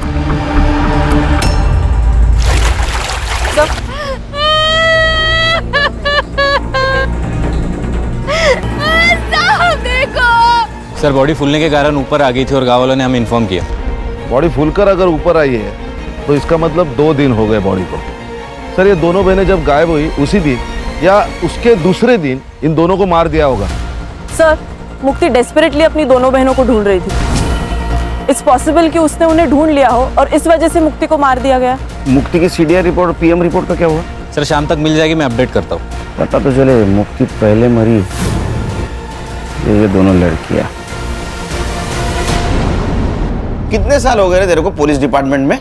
सर 7 साल। तो 7 साल में एक बात पता नहीं चली, 17 साल की लड़की नाबालिग होती है, उसके साथ सेक्स मतलब रेप ही होता है, वजह कुछ भी हो। और वो एकलव्य कह रहा था ना कि रितु के साथ वो पेड सेक्स करता है, फिर भी एफआईआर क्यों नहीं दर्ज की उसके खिलाफ? सर मैं जांच कर रहा था। किस बात की जांच कर रहा था? सर वो रितु का नाना है साईनाथ, सर वो अवैध शराब बनाता है, उसकी शराब पीकर एक आदमी मर गया कुछ महीने पहले सर, तो चित्रा ने उसकी कंप्लेंट की थी, मैंने सोचा कि एफआईआर से पहले एक बार जांच कर लूं।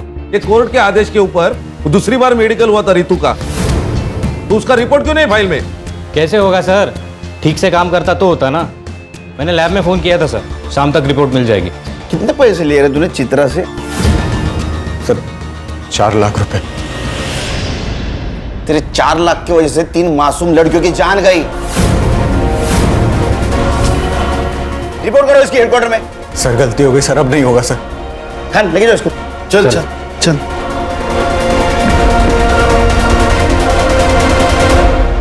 सर ये मुक्ति की पीएम रिपोर्ट। सर पर चोट लगने की वजह से जो ब्लड लॉस हुआ है उस वजह से मौत हुई है उसकी, रेप नहीं हुआ है उसके साथ। सर उसकी सीडीआर भी आ गई है सर, ये देखिए। इसके मुताबिक मुक्ति की लास्ट लोकेशन वही थी जहां गुरु ने उसे ड्रॉप किया था, और साईनाथ की लास्ट लोकेशन गांव के जंगल की नहीं, उसके एग्जैक्ट अपोजिट एक शमशान हुए वहां की है सर। और उसके 200 मीटर पे अजिंक्य का सेलफोन एक्टिव था सर, सेम टाइम पे। ये दोनों एक साथ क्या कर रहे थे शमशान भूमि में? No idea sir. और सर इस साईनाथ ने लास्ट फोन तारा के दोस्त कोमल को किया था। साईनाथ ने कोमल को कॉल किया था? साईनाथ जी आपने तो कहा था कि आप जंगल में थे, इसका मतलब आपके मोबाइल का लोकेशन जंगल दिखाना चाहिए था, लेकिन वो दिखा रहा है शमशान। साहब मैंने पहले ही बोला था ना आपको कि 2 दिन पहले मेरा फोन कहीं गिर गया था। अरे हाँ इनका फोन गिर गया था, तो आपको ये भी पता नहीं होगा कि आपके फोन से तारा की दोस्त कोमल उसको फोन किया गया है। तारा ने किया होगा, वो बार बार मेरा फोन इस्तेमाल करती थी। लेकिन उस वक्त तो तारा स्कूल में थी। फिर साहब अब मैं समझा कि ये फोन किसने किया होगा। किसने? याद है सर, तारा की नाना का कॉल नहीं था, बल्कि ऋतु दीदी ने कॉल किया था तारा से बात करने के लिए। तारा ने ये तो नहीं बताया कि ऋतु दी ने कॉल क्यों किया था, लेकिन कॉल करने की थोड़ी देर बाद ही वो कुछ काम के बहाने चली गई थी। तारा का कोई बॉयफ्रेंड? मैम, बॉयफ्रेंड तो नहीं बोल सकते, लेकिन एक लड़का था मुन्ना जो तारा को लाइक करता था। लेकिन जब ऋतु दी का केस सामने आया तो क्या बेटा, बोलो। तीनों बहनों के चर्चे पूरे गांव में है, लेकिन ये ऐसे सती सावित्री बन रही है ना, जैसे इससे सीधा कोई है ही नहीं। कहना क्या चाहता है तू? अरे मैं क्या कहना चाहूंगा, मैं तो यही बोल रहा हूँ कि अगर पैसे लेकर ही ये सब करना था तो मुझे भी बोल देती। थोड़े पैसे देकर मैं भी मजे ले लेता। और अबे रुक कोमल, तू लेके जा तारा को यहाँ से। इनको छोड़ूंगा नहीं, तू देख लेना। इस थप्पड़ का बदला ना मैं लेके रहूंगा।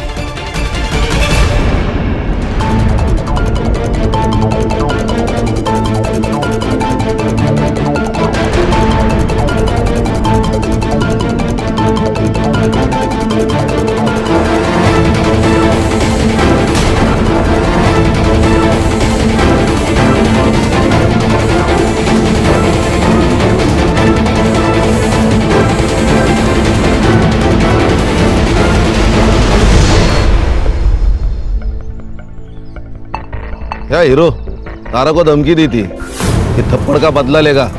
सर, यहाँ खाने कमाने से फुर्सत नहीं, बदला क्या लूंगा?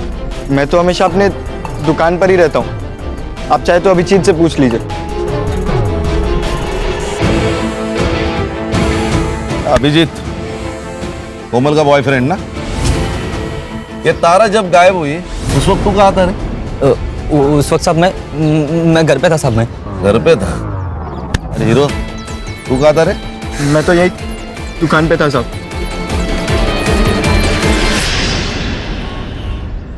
सर, ये ऋतु और तारा की पीएम रिपोर्ट। इन दोनों की मौत भी पानी में डूबने की वजह से हुई है sir. Accidental death? Probably not sir, क्योंकि इन दोनों लड़कियों के साथ रिपीटेडली रेप किया गया था और इनका टाइमिंग ऑफ डेथ मुक्ति की टाइमिंग ऑफ डेथ के 10 से 12 घंटे के बाद का है सर। मतलब इन दोनों लड़कियों को पहले होस्टेज बनाया गया? मोस्ट प्रोबेबली सर, ये रितु ने तारा को कॉल करके शमशान भूमि बुलाया। ये दोनों के साथ जो कुछ भी हुआ है ना, उसकी शुरुआत शमशान भूमि से हुई है। यानी खान, सवाल ये है कि ये दोनों लड़कियां अलग अलग जगह से एक ही जगह, मतलब शमशान घाट क्या करने गई थी? नहीं सर, वो भी साइनाथ के फोन में एक वीडियो मिला है सर।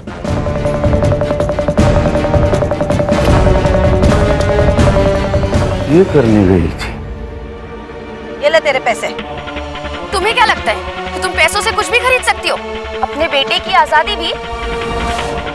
जब पैसे नहीं लेने थे तो मुझे बुलाया क्यों? ताकि तुम्हारी सच्चाई पूरी दुनिया के सामने ला सकूं कि कैसे तुम्हारे बेटे ने मेरे साथ गलत किया और तुम उसकी गलतियों पर पर्दा डालने के लिए कितने भी पैसे लुटाने को तैयार हो। अच्छा, क्या कर लेगी तू? बता क्या कर लेगी? रितु ने तुम्हें मांडवली के लिए बुलाया, ये वीडियो बनाया, और ये वीडियो प्रूफ के तौर पे समाज के सामने ना आए, इसलिए तुम सबने मिलकर उन दोनों बहनों को मार दिया। सर, हमने किसी को नहीं मारा। तो अजिंक्य क्या कर रहा था स्मशान में? उसको मैंने ही कहा था रुकने के लिए।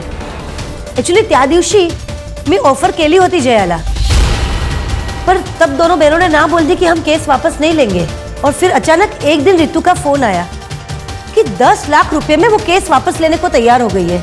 तब मुझे लगा कि कोई तो साजिश जरूर है, और इसीलिए मैंने अजिंक्य को कार में बिठा के रखा और मैं खुद कैश लेके उसके पास गई थी। और वही हुआ जो मैंने सोचा था। रितु ने वीडियो बना लिया। अच्छा, क्या कर लेगी तू? क्या बिगाड़ लेगी तू मेरा? बताती हूँ मैं क्या बिगाड़ लूंगी। मैंने उनको पकड़ने की कोशिश की, लेकिन दोनों बहनें भाग गई। झूठ बोल रही हैं आप। आपको आपके दोनों बेटों को बचाना था किसी भी कीमत पर। अरे बचाना था रेप केस से, एक रेप केस से बचाने के लिए मैं अपने बच्चों को क्या ट्रिपल मर्डर केस में फंसा दूंगी?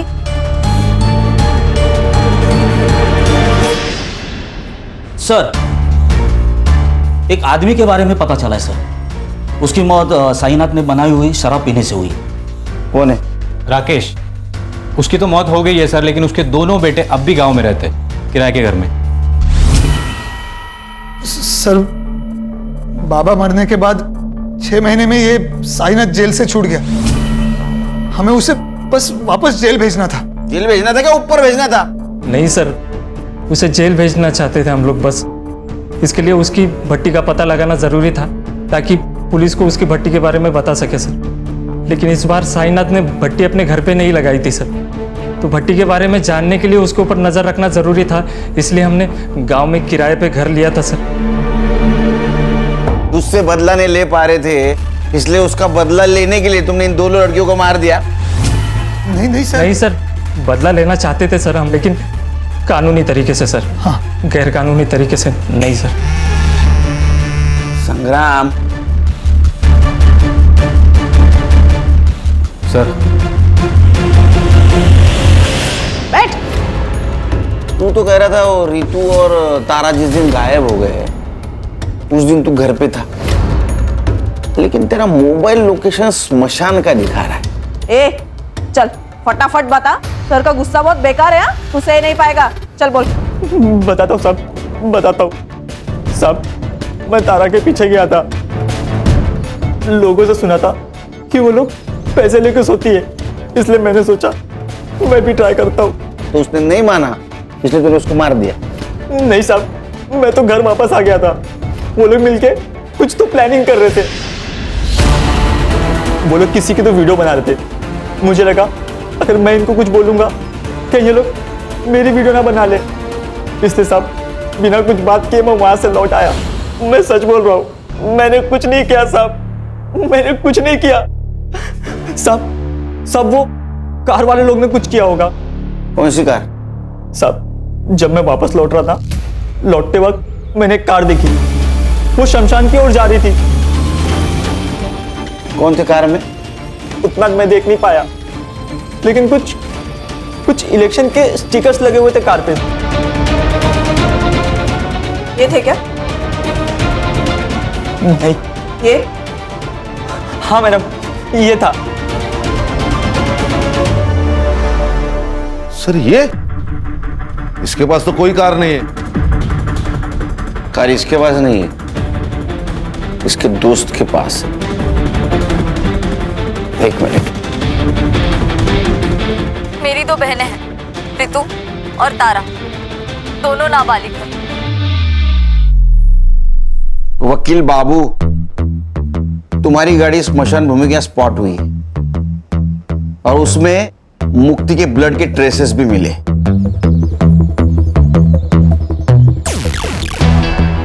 तभी किसी को बचाने के लिए झूठ बोलने में कुछ फायदा नहीं। सच सच बोल दो।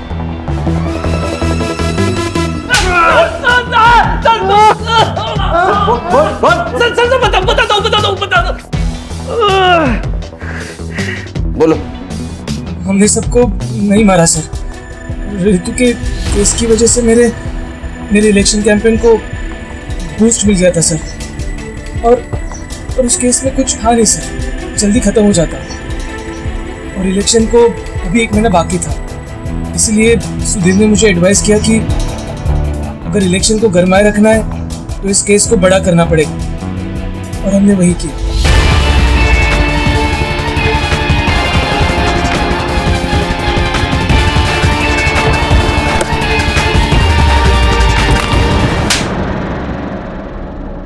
सर, मुझे लगा कि मैं पहले किडनैपिंग के केस को उछालूंगा, बाद में मर्डर केस बना दूंगा, लेकिन एक दिन पहले मुक्ति को पता चल गया कि मेरा इन्वॉल्वमेंट है। कैसे पता चला? सर, जल्दबाजी में तारा का स्कूल बैग कार में रह गया। झूठ मत बोलो गुरु, ये बैग तारा का ही है, और अगर तुम मुझे सच नहीं बता रहे हो कि ये बैग तुम्हारे कार में कैसे आया, मैं अभी के अभी जाके पुलिस स्टेशन में सब कुछ सच बताऊंगी। ये सब तुमने किया है। मुक्ति, बात सुन। मुक्ति को मैंने चित्रा के बाग में फेंक दिया ताकि वो लोग फंस सके, और बाद में तारा और रितु को मार दिया। प्लान तो यही था सर, पर उसके पहले वो दोनों भाग गई। उस रात उन दोनों को मारने वाले थे, पर उस दिन गुरु लेट हो गया और मैं नशे में धुत था। पर इतने में पता नहीं कैसे रितु ने अपने आप को खोल लिया, और जब मैं रूम में घुसा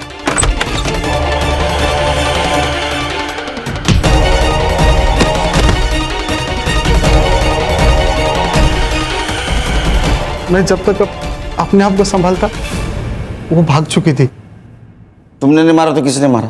जिस हालत में वो भागी थी उस हालत में हमारे अड्डे से सिर्फ वो 3 जगह जा सकती थी, हॉस्पिटल, पुलिस स्टेशन और घर।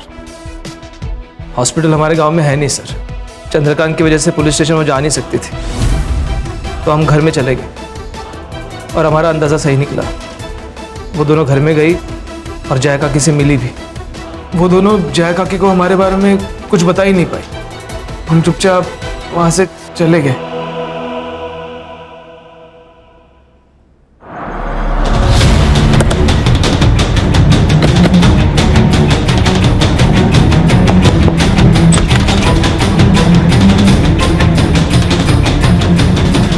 एक बार झूठे केस में रितु का नाम आने पर पूरे गांव वालों ने उसका जीना हराम कर दिया था, और जब उसके साथ सही में बलात्कार हुआ तो ये कौन मानता साहब कि वो दोनों अपने बलात्कारी को नहीं जानती थी। मेरी बेटियों की जिंदगी बर्बाद हो चुकी थी। अगर वो जिंदा रहती तो ये गांव वाले और समाज उसकी जिंदगी को नरक से भी बदतर बना देते, और ये ना मैं बर्दाश्त कर पाती हूँ ना मेरी बेटियां। इसलिए मैंने अपनी बेटियों को जिंदगी के नरक से आजाद करने का फैसला ले लिया था। माई, ये कहाँ आ गया माई? हॉस्पिटल तो उधर है ना? बताती हूँ। आपको पुलिस के पास जाना चाहिए था, वो जरूर कुछ मदद करते आपकी। एक बार गई थी साहब, क्या हुआ? आप लोगों ने उसका तमाशा बना दिया, और मेरे अंदर हिम्मत नहीं बची थी कि मैं अपनी बेटियों का दोबारा तमाशा बनते हुए देखूं। आपके साथ और आपके बेटी के साथ जो कुछ भी हुआ बहुत गलत हुआ। वो इंसानियत के दायरे में नहीं था।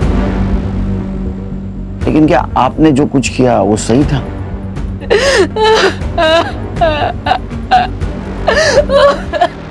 सर, सिर्फ इसलिए कि कोई हमारे जाति धर्म का नहीं है, हम उसके साथ इतना गंदा बर्ताव कैसे कर सकते हैं? सर, इतना टॉर्चर कि उन्हें जिंदा रहने से ज्यादा मरना आसान लगने लगे।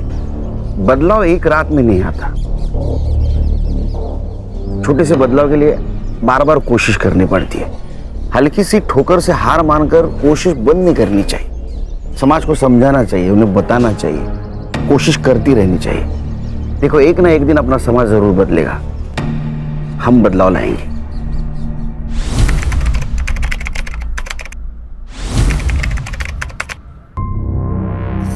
कहीं ना कहीं हम सभी सेल्फिश होते हैं। देखा जाए तो गैरों के बीच ही नहीं, हम अपनों के साथ रहते हुए भी सिर्फ अपने ही बारे में सोचते हैं।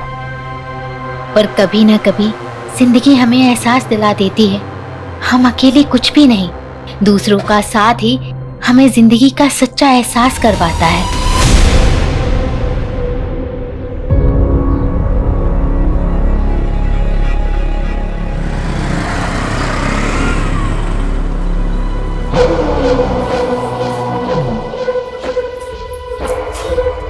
कब से वेट कर रहा हूँ तुम्हारा देविका।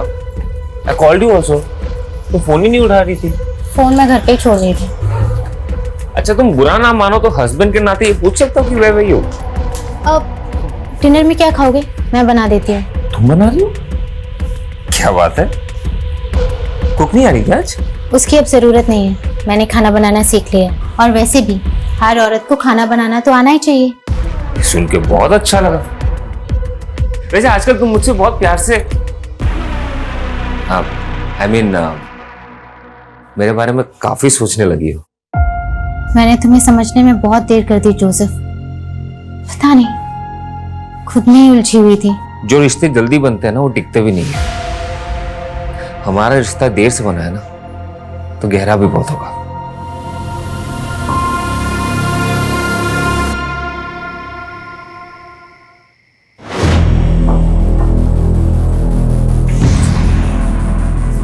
ऐसे क्या देख रहे हो? खाओ ना।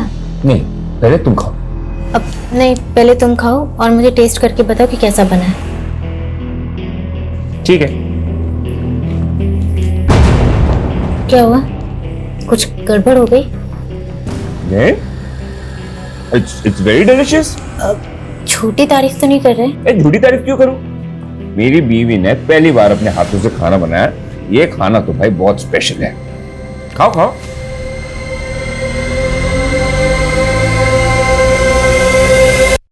इतना बुरा भी नहीं है।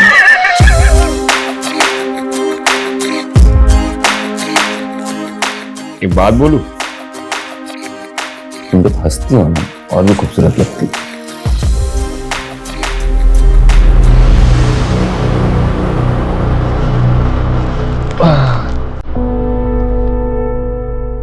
जोसेफ, तुम्हें कुछ चाहिए था? नहीं तो। ठीक है। देविका? हाँ? नहीं, कुछ नहीं, तुम सो जाओ।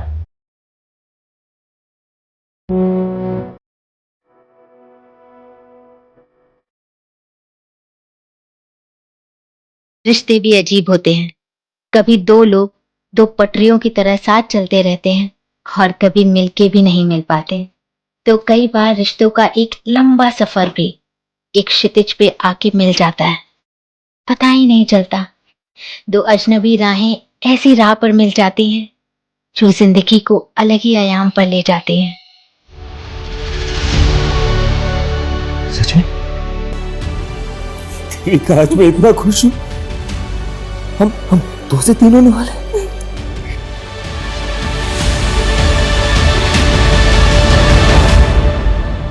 आइए, देखिए देखिए, यही घर है और इस घर के मालिक शंकर ने एक माइनर से बच्चे को नौकर बना के रखा हुआ है। आए दिन बच्चे की रोने की आवाज आती है, वो उसको मारता भी है। सर, कहाँ है वो बच्चा? क्या हुआ? कहाँ है वो बच्चा? अरे हुआ क्या है? क्या हुआ? बेटा, तुम ना बिल्कुल मत डरना। हाँ, मैं तुम्हें बचाने आई हूँ बेटा। ये आदमी तुम्हें बहुत मारता है ना? अरे ये गंगा जी क्या बोली जा रही है? देखिए, गंगा जी का कहना है कि आप बच्चे से बाल मजदूरी करवाते हो, उसे मारते हो। अरे सर, ये तो मेरे दूर का भांजा है सर। लगता है गंगा जी किसी बात की दुश्मनी निकालना चाहती है मेरे से। शंकर, ड्रामा बंद करो। सर, अरेस्ट करो आप इसे। आप आइए यहाँ पे आइए। बेटा डरो मत।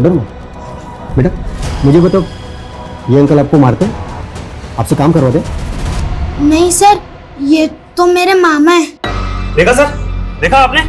सर, मैं इसका मामा हूँ सर। इसके माँ बाप मर गए तो मैं इसे गांव से अपने साथ लेकर आ गया ताकि मैं इसे पाल पोस कर बड़ा कर सकूं। अरे सर, आप जानते नहीं कि वो कैसा आदमी है।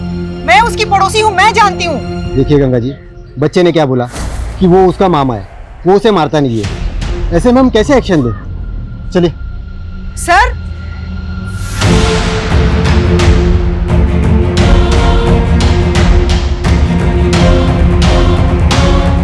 क्या हुआ माँ? अरे बेटा, ये कांस्टेबल भी ना शंकर की बातों में आ गया। लगता है मुझे किसी बड़े पुलिस ऑफिसर से बात करनी पड़ेगी। अरे माँ, ये शंकर कितना संकी है आपको पता है ना? आप क्यों अपनी सोशल वर्क के चक्कर में खतरा मोल लेती रहती हैं? ईशान, तू मेरा बेटा हो कैसी बातें कर रहा है? अरे छोड़ो माँ, चलो भूख लगी मुझे, चलो। अरे रुको, कुछ तो करना पड़ेगा ना इन लोगों का।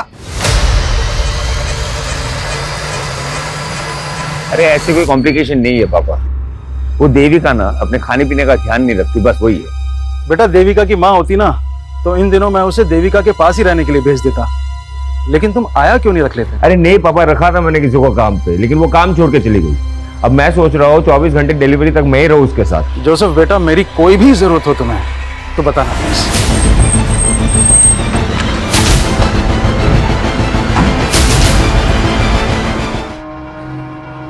बताइए सर।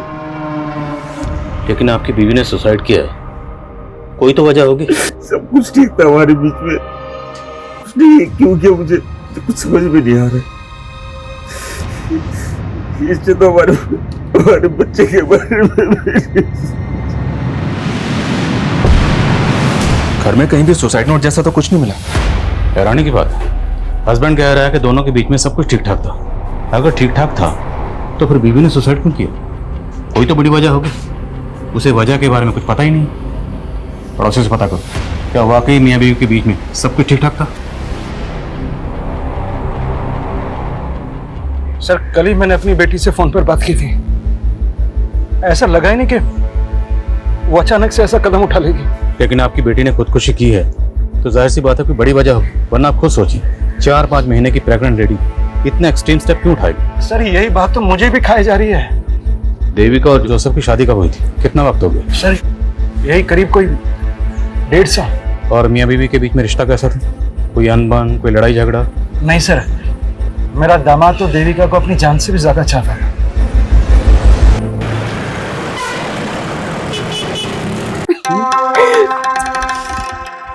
मेरे लिए अपनी बीवी को धोखा दे रहे हो? अरे तुम्हारे सामने मेरी बीवी क्या है मेरी जान। तो डिवोर्स दे दो उसको। उसको डिवोर्स नहीं दे सकता ना मेरी जान, क्योंकि उसके करोड़ों की प्रॉपर्टी मेरे हाथ से चली जाएगी। अपनी बीवी के पैसों से हम फुल ऐश करेंगे। अब चलें?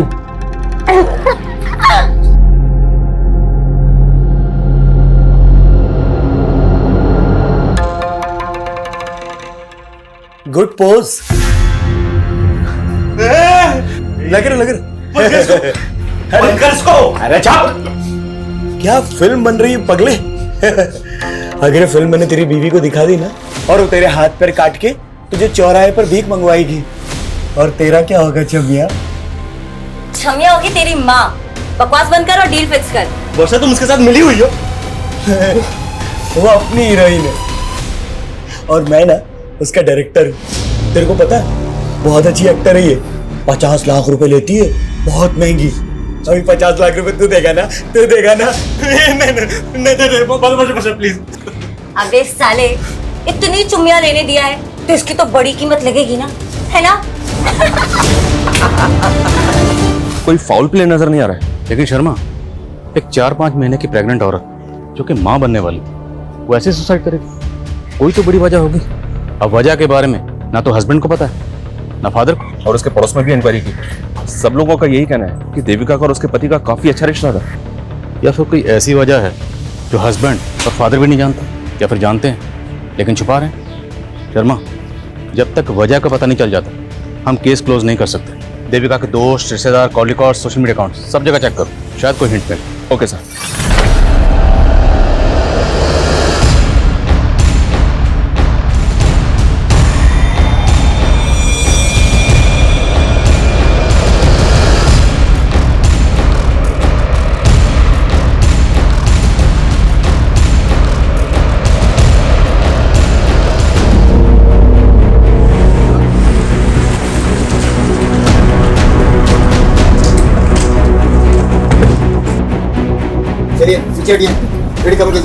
हटो।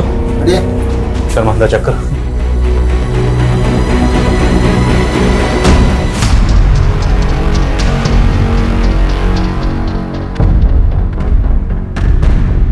घर की कंडीशन देखकर लग रहा है कि रॉबरी का केस है। हो सकता है कि का तो लूट के इरादे से घर में आया और लूट के साथ साथ। सर इनका गंगा अग्रवाल नाम है और ये पड़ोसी इन लोगों ने कॉल किया था। आइए। सर सुबह मैंने दरवाजा खुला देखा। सर ये अपने बेटे ईशान के साथ रहती थी। मैंने सुबह ईशान को कॉल किया था लेकिन उसका फोन बंद आ रहा है सर। कहाँ हो सकता है ईशान? सर उसको तो हमने पिछले 2 दिन से यहाँ नहीं देखा। काम क्या करता है? सर वो एक मल्टीनेशनल कंपनी में जॉब करता है। कविता, इनसे ईशान का नंबर लो और कॉल करो सर। शर्मा, आया। बड़ी को पोस्टमार्टम के लिए भेजो और फोरेंसिक को बोलो। Okay sir. श्वास सर। क्या हुआ? सर दरअसल मैं जानता हूँ इस लेडी को। कुछ दिनों पहले इसने अपने पड़ोसी शंकर के खिलाफ कंप्लेंट की थी मुझसे। देखिए यही घर है और इस घर के मालिक शंकर ने एक माइनर से बच्चे को नौकर बना के रखा हुआ है। कल रात गंगा का ब्रूटल मर्डर हो गया, तुम तो जानते ही होगे। सर मुझे कैसे पता होगा? तो गंगा ने तुम्हारी कंप्लेंट क्यों की? अरे सर उनको कोई गलतफहमी हुई थी। वो तो हम गड़बड़ों की दूर कर देते हैं। फिलहाल तुम ये बताओ, तुम्हारे यहाँ जो माइनर बच्चा काम करता था वो कहाँ? सर वो मेरे दूर का भांजा है सर। उसे जरा पास बुलाओ कहाँ हो? लेकिन सर वो तो गाँव चला गया। कौन सा गाँव? एड्रेस बोल। देख परेश, मैं पहले ही बोल चुकी हूँ, ये 1 नाइट स्टैंड का धंधा मैं छोड़ चुकी हूँ। अरे वो ठीक है, लेकिन ये आदमी ना एक रात का 1 लाख रुपया दे रहा है पूरा।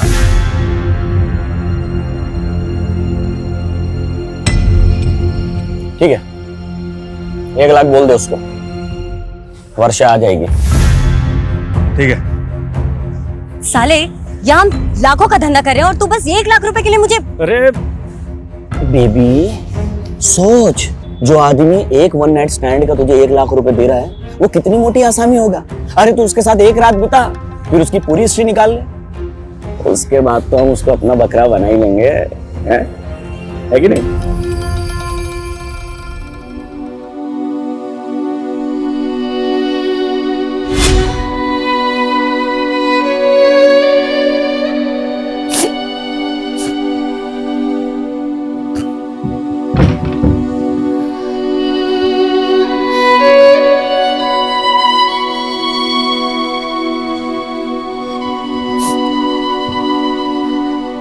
देखो देविका, मैं समझ सकता हूँ कि तुम अपने फादर को बहुत मिस कर रही हो, लेकिन मेरा विश्वास करो, तुम्हें खुश रखने के लिए मुझसे जो भी होगा ना मैं करूंगा। मैंने तुम्हें बोला था ना कि पापा को शादी के लिए मना कर दो। तुम्हें अच्छे से मालूम था कि ये शादी मेरी मर्जी से नहीं हो रही। देखो देविका, समझदारी इसी में है that you accept the truth। और सच्चाई ये है कि अब हमारी शादी हो चुकी है, लेकिन जो वादा मैंने तुम्हारे पापा से किया है वही वादा तुमसे भी कर रहा हूँ कि तुम्हें खुश रखने के लिए मैं कुछ भी करूंगा। लेकिन मैं तुमसे प्यार नहीं करती। वो तो मुझे पता है, प्यार तो बहुत दूर की बात है, तुम शायद मुझे पसंद भी नहीं करती, लेकिन देखना एक दिन तुम्हें मुझसे प्यार हो ही जाएगा।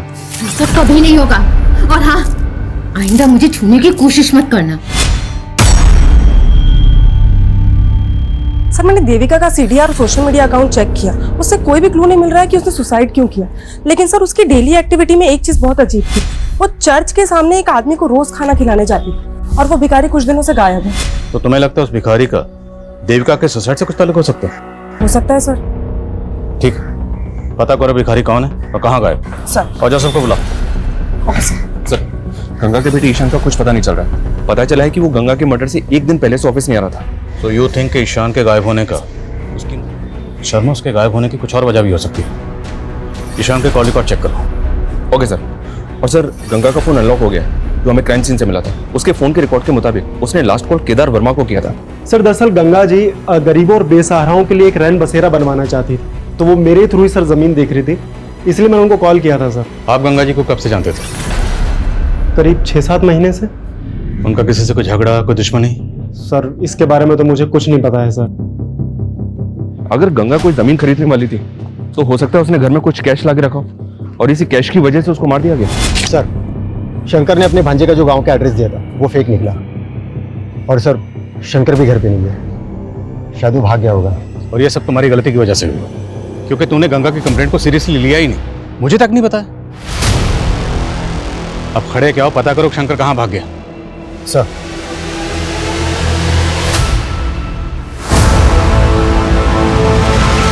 हाँ सर, देविका उस भिखारी को खाना खिलाती थी, लेकिन उस भिखारी ने ऐसा क्या किया कि आप ये सवाल पूछ रहे हैं? इसलिए क्योंकि जिस दिन आपकी बीवी देविका की मौत हुई उसी दिन से ये भिखारी गायब है। तो आप क्या क्या कहना चाह रहे कि देविका ने सुसाइड नहीं किया? अब किया या नहीं किया ये जांच का मामला है। सर मुझे कुछ समझ में नहीं आ रहा है सर। ठीक, अब जा सकते हैं, लेकिन कुछ भी याद आए तो बताइएगा।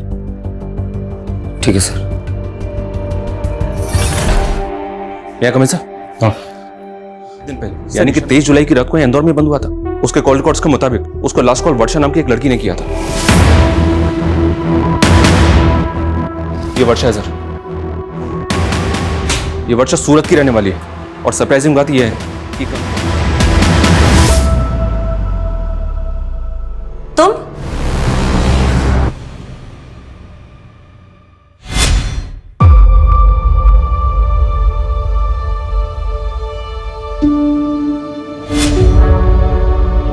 जोसेफ बेटा, मैं समझ सकता हूँ कि देविका की मौत से गहरा धक्का लगा है तुम्हें। अरे बस करो ना पापा, आपको समझ में नहीं आ रहा है क्या?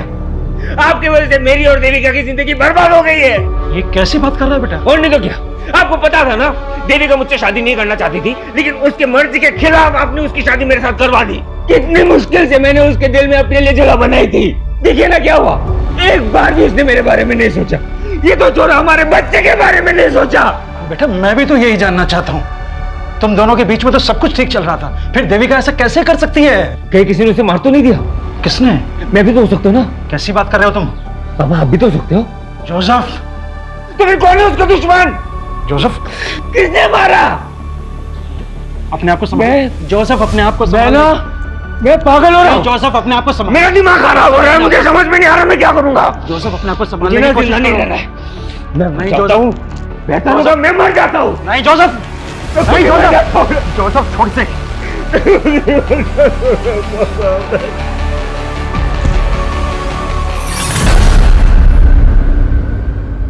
वर्षा का मर्डर हो गया? जी, 23 जुलाई की रात वर्षा के सीडीआर से ही हमें पता चला कि उसने आखिरी कॉल ईशान को किया था। हम आप लोगों से कांटेक्ट करने ही वाले थे। 23 जुलाई से ईशान गायब है? Yes sir. और उसके अगले दिन 24 जुलाई को हमारे यहाँ इंदौर में। सर वर्षा का मर्डर 23 जुलाई को हुआ, लेकिन हमें इन्फॉर्मेशन 24 जुलाई को मिली। वर्षा करते क्या थे? स्कॉट थे। वर्षा के सीडीआर से ही हमें परेश और विक्रम का नंबर मिला। दोनों का क्रिमिनल बैकग्राउंड है। परेश एक पिम्प है और वर्षा इस विक्रम के साथ मिलकर लोगों को ब्लैकमेल किया करती थी। तो ईशान का एक एस्कॉर्ट से क्या ताल्लुक हो सकता है? हो सकता है सर ईशान भी वर्षा और विक्रम से ब्लैकमेल हो रहा हो। ये भी हो सकता है कि ईशान के गायब होने में इस विक्रम का ही हाथ हो।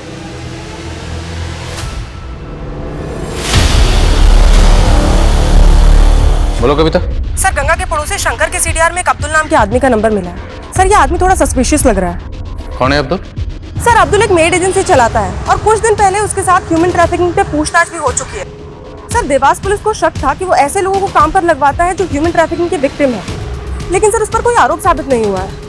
तो मुमकिन है शंकर ने इस अब्दुल के जरिए ही उस माइनर बच्चे को काम पे रखा हो। मिलो इस अब्दुल से। मैडम मैं ऐसे वैसे लोगों को काम पे नहीं लगवाता मैडम, सबकी पुलिस वेरिफिकेशन होती है। मैंने शंकर के यहाँ किसी बच्चे को काम पे नहीं लगवाया था। तो शंकर तुझे कॉल क्यों कर रहा था? रोज कितने कॉल आते हैं मैडम मेड सर्वेंट के लिए, अब उसमें शंकर कौन है मैं नहीं जानता। सर एक दूसरे एस्कॉर्ट से उस पे परेश की टिप मिली सूरत पुलिस को। वो जन्म में कहीं छुपा हुआ है। उठाओ सर मैंने कुछ नहीं किया सर। सर मैं तो उस रात वर्षा के लिए सिर्फ एक क्लाइंट बुक किया था सर। कौन क्लाइंट? नाम बोल। सर मैं उससे पर्सनली जानता हूँ सर। सर उसने मुझे सामने से फोन किया था और वर्षा को 1 लाख रुपए देने के लिए कहा था। सर मुझे लगता है उसने ही मारा हो उसे। हाँ वो मारा हमें पता है कि वर्षा और विक्रम लोगों को ब्लैकमेल करके लूटते थे। तेरा क्या रोल इसमें? पार्टनर है उनका? हाँ? नहीं सर ये उन दोनों का अलग से कांड है सर। विक्रम का? सर मुझे नहीं पता सर। उस क्लाइंट ने जिस नंबर से कॉल किया था नंबर बोल।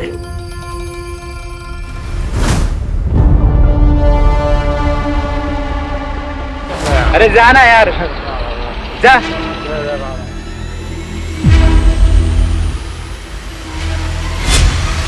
जिस दिन आपकी बीवी देविका की मौत हुई उसी दिन से ही भिखारी गायब है। कहाँ गायब हो गए? सच बोला।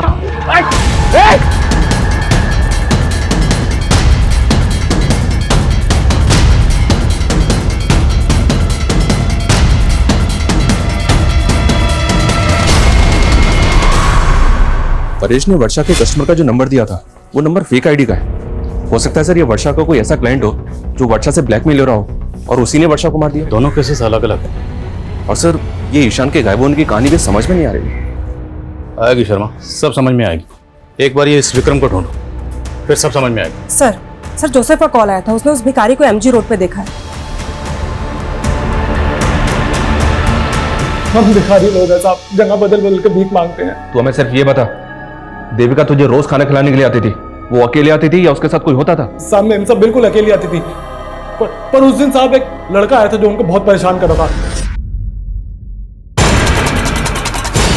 मेरी बात सुनो प्लीज, एक बार मेरी बात तो सुनो प्लीज। कौन था वो लड़का? मैं नहीं जानता साहब, पर साहब मैंने कुछ नहीं किया, मुझे माफ कर दो। जाने दो सर। देविका ने मुझे कभी नहीं बताया कि कोई लड़का उसे परेशान कर रहा था, और पहले तो आप उस भिखारी पे शक कर रहे थे, अब उस पे यकीन कर रहे हैं। हम सिर्फ आपसे कंफर्म करना चाहते हैं, क्या देविका की जिंदगी में कोई लड़का था? सर मैं आपको कह तो रहा हूँ ना, कोई नहीं था। फिर ऐसी क्या वजह रही होगी कि 4-5 महीने? सर ये मैं कैसे बता सकता हूँ? ठीक। मैं कमिंग सर? सर शंकर के बारे में पता चला है, वो भोपाल में अपने भाई के घर पर है। सर हमारे कहने पे भोपाल पुलिस ने उसे अरेस्ट कर लिया है। मानता हूँ सर वो मेरा भांजा नहीं था। तो भागा क्यों था? सर मैं डर गया था सर। कम पैसे का नौकर ढूंढने के चक्कर में अब्दुल ने मुझे वो माइनर बच्चा दिया था काम पर रखने के लिए, लेकिन सर मैंने उस बच्चे को पहले ही निकाल दिया था सर। तूने हमसे बोला कि ना तो तू शंकर को जानता है, लेकिन पता चला हमें ये सारा कांड तेरा ही है। सर मैं मानता हूँ कि मैंने एक माइनर बच्चे को काम पे लगाया, लेकिन मैंने किसी का मर्डर नहीं किया है सर। गंगा के बेटे ईशान को भी तू नहीं गायब किया है? बोल, किया है नहीं किया? सर मैंने कुछ भी नहीं किया सर।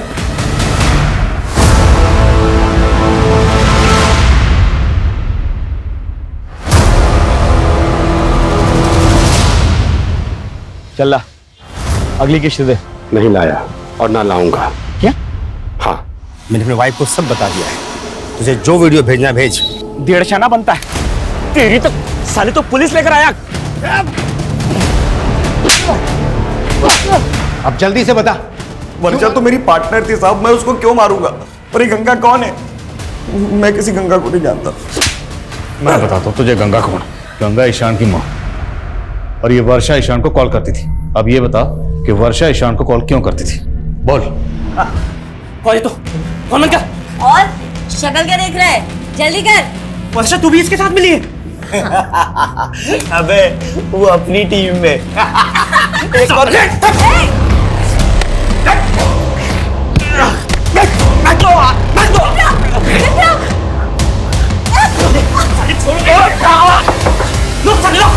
सर वो साला 1.5 आना निकला। मुझे तो लगा वो वर्षा को उधर ही खत्म कर देगा, पर पता नहीं कैसे वर्षा उसके चुंगल से बच के बाहर आ गई। उसके बाद वो किधर गई, उसने ईशान को फोन क्यों लगाया, मेरे को नहीं मालूम साहब। पर परेश ने बताया कि जहां वर्षा होती थी वहां हमेशा तू होता था, उसका पार्टनर था ना तू। लेकिन जिस दिन उसका कत्ल हुआ सिर्फ उसी दिन उसके साथ नहीं था। क्यों? जब मैं लॉज में पहुंचा तब तक वर्षा का कांड हो चुका था साहब। लेकिन साहब वहां मेरी नजर एक विजिटिंग कार्ड पर पड़ी साहब। Visiting card? कातिल ने पहले कत्ल किया और उसके बाद जानबूझ के अपना विजिटिंग कार्ड वहां छोड़ दिया। नहीं साहब, मैं झूठ नहीं बोल रहा हूँ। मुझे मालूम था पुलिस मुझे ढूंढेगी, मेरे पे डाउट करेगी, इसलिए वो विजिटिंग कार्ड मैंने संभाल के रखा। वैक्सीन एंटरप्राइज आप ही की कंपनी? जी हाँ, ये मेरा ही विजिटिंग कार्ड है। लेकिन बात क्या है इंस्पेक्टर साहब? वर्षा को जानते हैं? कौन वर्षा? ये वर्षा एस्कॉर्ट थी। 23 जुलाई को सूरत में इसका कत्ल हुआ। जहां पे कत्ल हुआ आपका विजिटिंग कार्ड वहीं मिला। क्या? हमें भी जानकर ऐसी ही हैरानी हुई थी जब हमें पता चला कि आपको एस्कॉर्ट के पास जाने की आदत है। कहीं आपकी बीवी के सोसाइटी? क्या बकवास कर रहे हो आप इंस्पेक्टर साहब? जबान संभाल के, वरना मैं हाथ नहीं संभाल पाऊंगा। सीधे बताओ, कहीं वर्षा का कत्ल भी तुमने? कुछ भी बोल रहे हो आप? मुझे कोई एस्कॉर्ट के पास जाने का शौक नहीं है, और ना ही मैं किसी वर्षा को जानता हूँ। अक्सर मैं ये विजिटिंग कार्ड अपने क्लाइंट्स को दे देता हूँ, तो आपको मिल गया होगा। अभी चल हमारे साथ, तुझे थाना विजिट करवाते हैं। अरे इंस्पेक्टर साहब, सर मेरे दामाद ने ऐसा कुछ नहीं किया है, आपको गलतफहमी हो रही है। शर्मा लेके आ। अरे इंस्पेक्टर साहब मेरी बात सुनिए। परेश ध्यान से देखे से, यही वर्षा का क्लाइंट है ना जो वर्षा को बुक करता था? क्या बकवास कर रहे हो आप? तू तो बिल्कुल चुप ही रह। पहचाने से?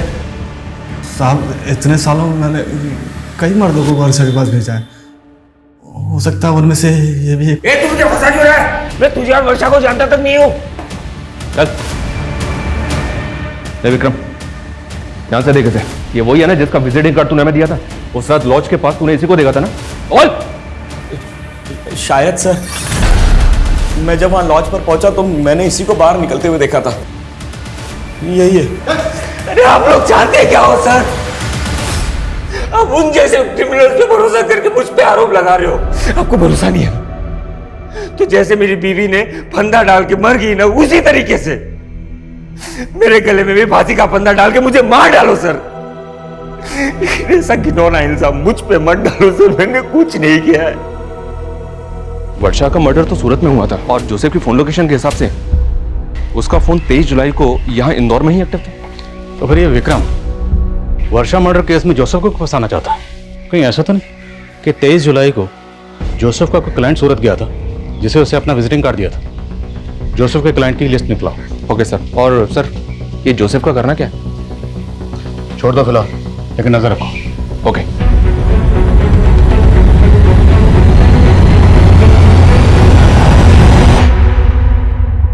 मैं come sir? Aamir. Sir state agent Kedar के बारे में इंफॉर्मेशन मिली है। उसने एक बिल्डर के साथ मिलकर फॉरेस्ट लैंड पर अनऑथराइज्ड कंस्ट्रक्शन करवा लिया और सर वहाँ के सारे फ्लैट्स भी बेच दिए। सर ये घोटाला बहुत बड़ा है, और सर ये भी मालूम पड़ा है कि उसकी फॉरेस्ट डिपार्टमेंट के लोगों के साथ काफी अच्छी साठगांठ है। लेकिन गंगा ऐसे फ्रॉड स्टेट एजेंट से इलीगल जमीन क्यों खरीद रही थी? ये केदार हमें गुमराह तो नहीं कर रहा? सर गंगा एक सोशल एक्टिविस्ट है, तो हो सकता है कि वो केदार के खिलाफ कोई एक्शन लेना चाहती हो। गंगा का फोन चेक करो, हो सकता है उसमें केदार के खिलाफ कोई सबूत मिले। और नजर रखो केदार पे।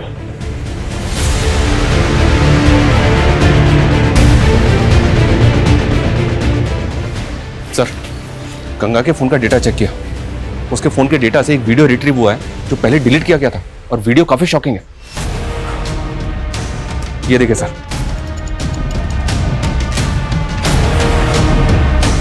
गंगा के फोन में देविका का वीडियो, और वो भी ऐसा वीडियो। ये वीडियो हमें गंगा नाम की सोशल एक्टिविस्ट के फोन में मिला। क्या चक्कर है?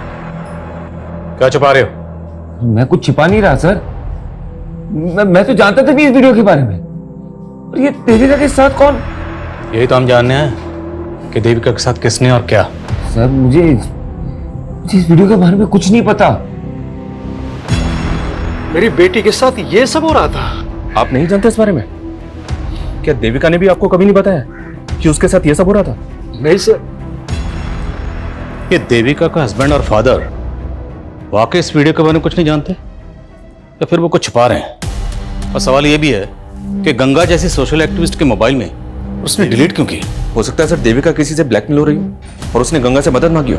तो हमें पता करना होगा ये वीडियो किसने बनाया, और इस वीडियो में देविका के साथ वो लड़का कौन है। सर वो भिखारी मैं बता रहा था कि एक लड़का है जो देविका को परेशान करता है। मेरी बात सुनो प्लीज, एक बार मेरी बात तो सुनो। उस भिखारी से उस लड़के का स्केच बनो। अब सवाल ये है कि वर्षा का कातिल कौन है? जोसेफ की क्लाइंट लिस्ट का क्या हुआ? सर जोसेफ की क्लाइंट लिस्ट में फिलहाल अभी तक ऐसा कोई नहीं मिला है जिसका वर्षा, विक्रम या इस परेश के साथ कोई कनेक्शन।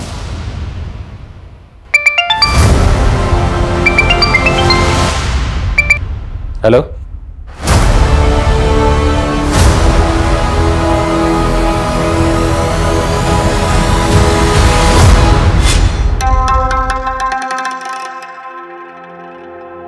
हाय।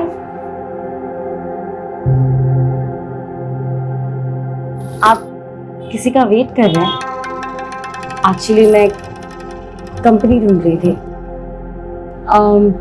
अगर आपसे कोई मिलने आने वाला है तो कोई बात नहीं। Excuse me. अरे सुनिए तो। अरे ये क्या बदतमीजी है? आप तो बुरा मान गए। मैं एक्चुअली कहना चाह रही थी कि अगर आप अकेला महसूस कर रहे हैं तो देखो, तुम गाड़ी से निकलो प्लीज। क्या है ना, पास में एक होटल है, एक बार फिर से सोच लो। अब आगे से हम लोग कभी नहीं मिलेंगे। अच्छा, अभी नशे में तो कह रहे थे कि तुम्हारी बीवी तुम्हारे साथ सोती हुई है।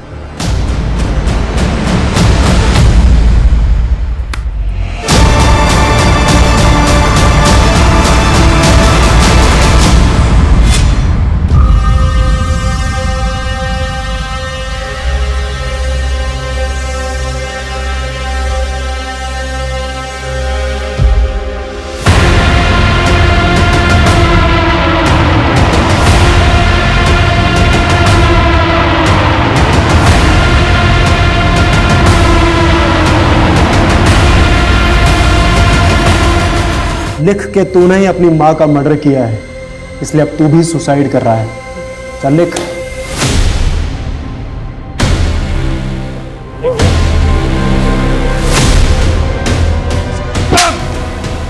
पुलिस को गुमराह करता है। अब ले, खोलो से।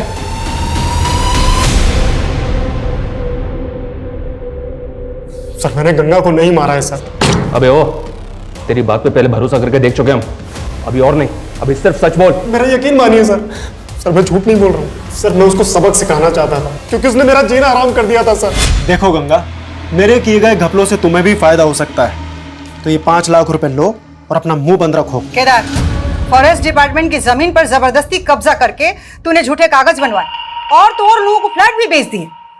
मैं तुम्हारी ये पोल खोल कर रहूंगी, सबूत है मेरे पास। लेकिन सर उससे पहले उसका मर्डर हो गया।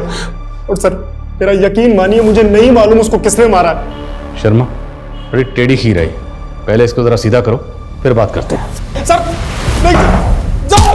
क्या मेरी माँ का मर्डर हो गया? पता ही होगा तुम। हमें पता चला है कि तू और देविका कॉलेज में एक साथ पढ़ते थे, और ये भी पता चला है कि देविका की मौत से पहले तो उसे मिलने गया था।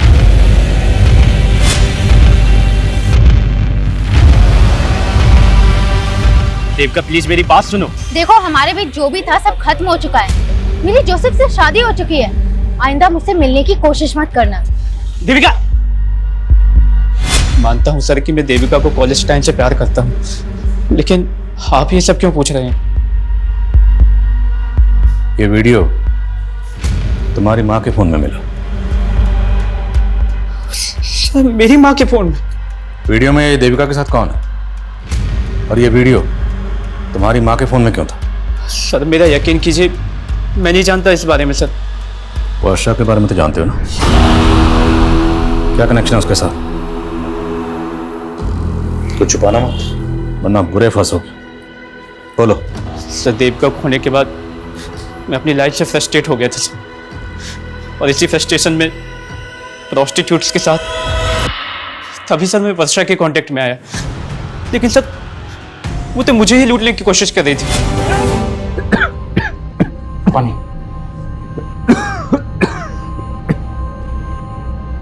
ये अचानक से तुम्हें हो क्या रहा है? दिन पे दिन तबीयत खराब सी होती जा रही है।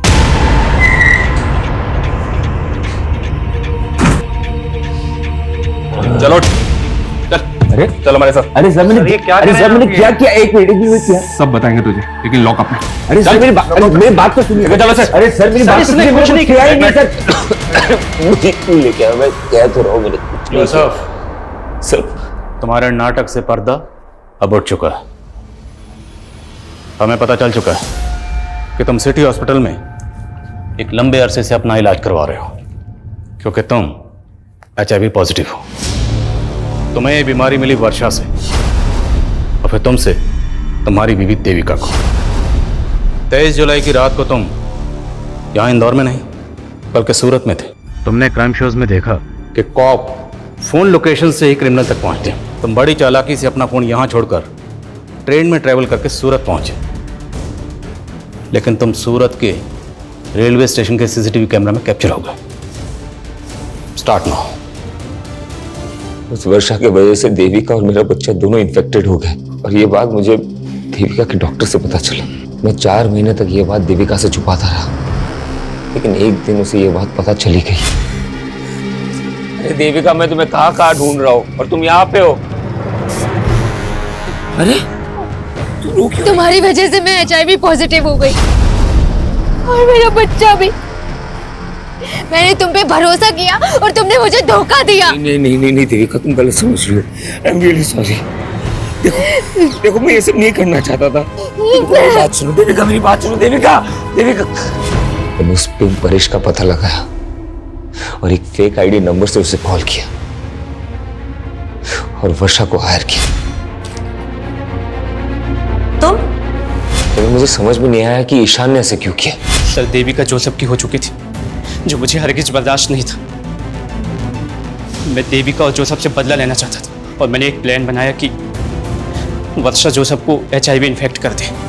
तुम्हें यह बात पता नहीं थी कि तुमसे शादी से पहले देविका ईशान से प्यार करती थी? शादी से पहले देविका का किसी के साथ अफेयर था, ये मुझे पता था। लेकिन वो ईशान था, ये मुझे नहीं पता था। फिर तुम दोनों की शादी कैसे हुई? सर ये सब कुछ उस गंगा की वजह से हुआ है। देखिए यही घर है, और इस घर के मालिक शंकर ने एक माइनर से बच्चे को नौकर बना के रखा हुआ है। मेरी बेटी तो ईशान से प्यार करती थी, लेकिन गंगा को मेरी बेटी और ईशान की नजदीकियां पसंद नहीं थी। और सर वो वीडियो गंगा ने बनाया था, जिसमें मेरी बेटी उसके बेटे के क्या?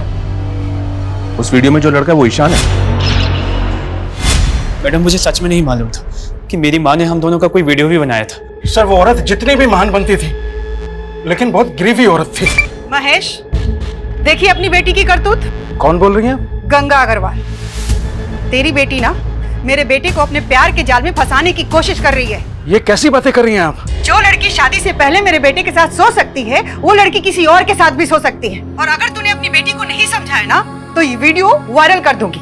वैसे भी मेरा बेटा तो इसमें दिख नहीं रहा। नहीं प्लीज ऐसा मत करना। इससे पहले कि तेरी बेटी का जादू मेरे बेटे के सर चढ़कर बोले, अपनी बेटी की शादी करा दो। और सिर्फ 7 दिन की मोहलत दे रही हूँ बस। लेकिन इतनी जल्दी मैं देविका की शादी कैसे कर पाऊंगा? लड़का भी मैं बता देती हूँ। एक अच्छा लड़का है जो सब दूसरे समुदाय का है, लेकिन बहुत अच्छा है। जब मुझे ईशान के बारे में पता चला तो मैंने इस बारे में देविका के फादर के साथ जाके बात की और उन्होंने मुझे सब कुछ सच सच बता दिया। मुझे तो लगा गंगा आंटी की वजह से मुझे देविका जैसी लड़की मिली, लेकिन वो तो सबसे बड़ी कमी नहीं थी। इस सारे फसाद की जड़ वही थी। तो उस ईशान को भी नहीं छोड़ता, लेकिन वो मुझे मिला नहीं। उसके और उसकी मां की वजह से आज देविका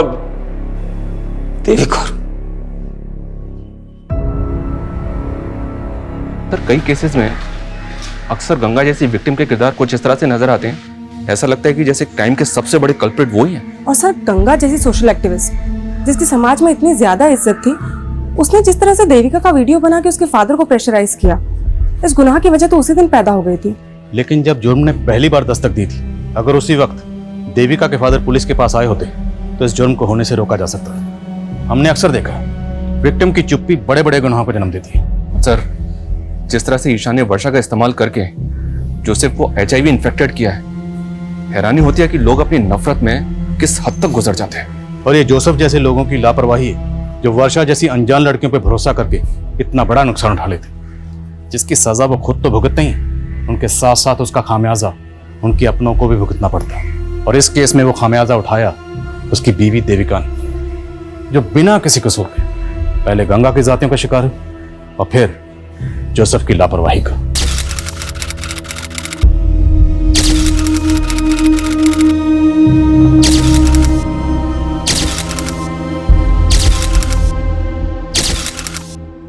क्राइम पेट्रोल्स के और भी दिलचस्प कहानी देखने के लिए हमारे चैनल को सब्सक्राइब करें और बेल आइकॉन दबाना न भूलें। क्राइम पेट्रोल्स के और भी दिलचस्प कहानी देखने के लिए हमारे चैनल को सब्सक्राइब करें और बेल आइकॉन दबाना न भूलें।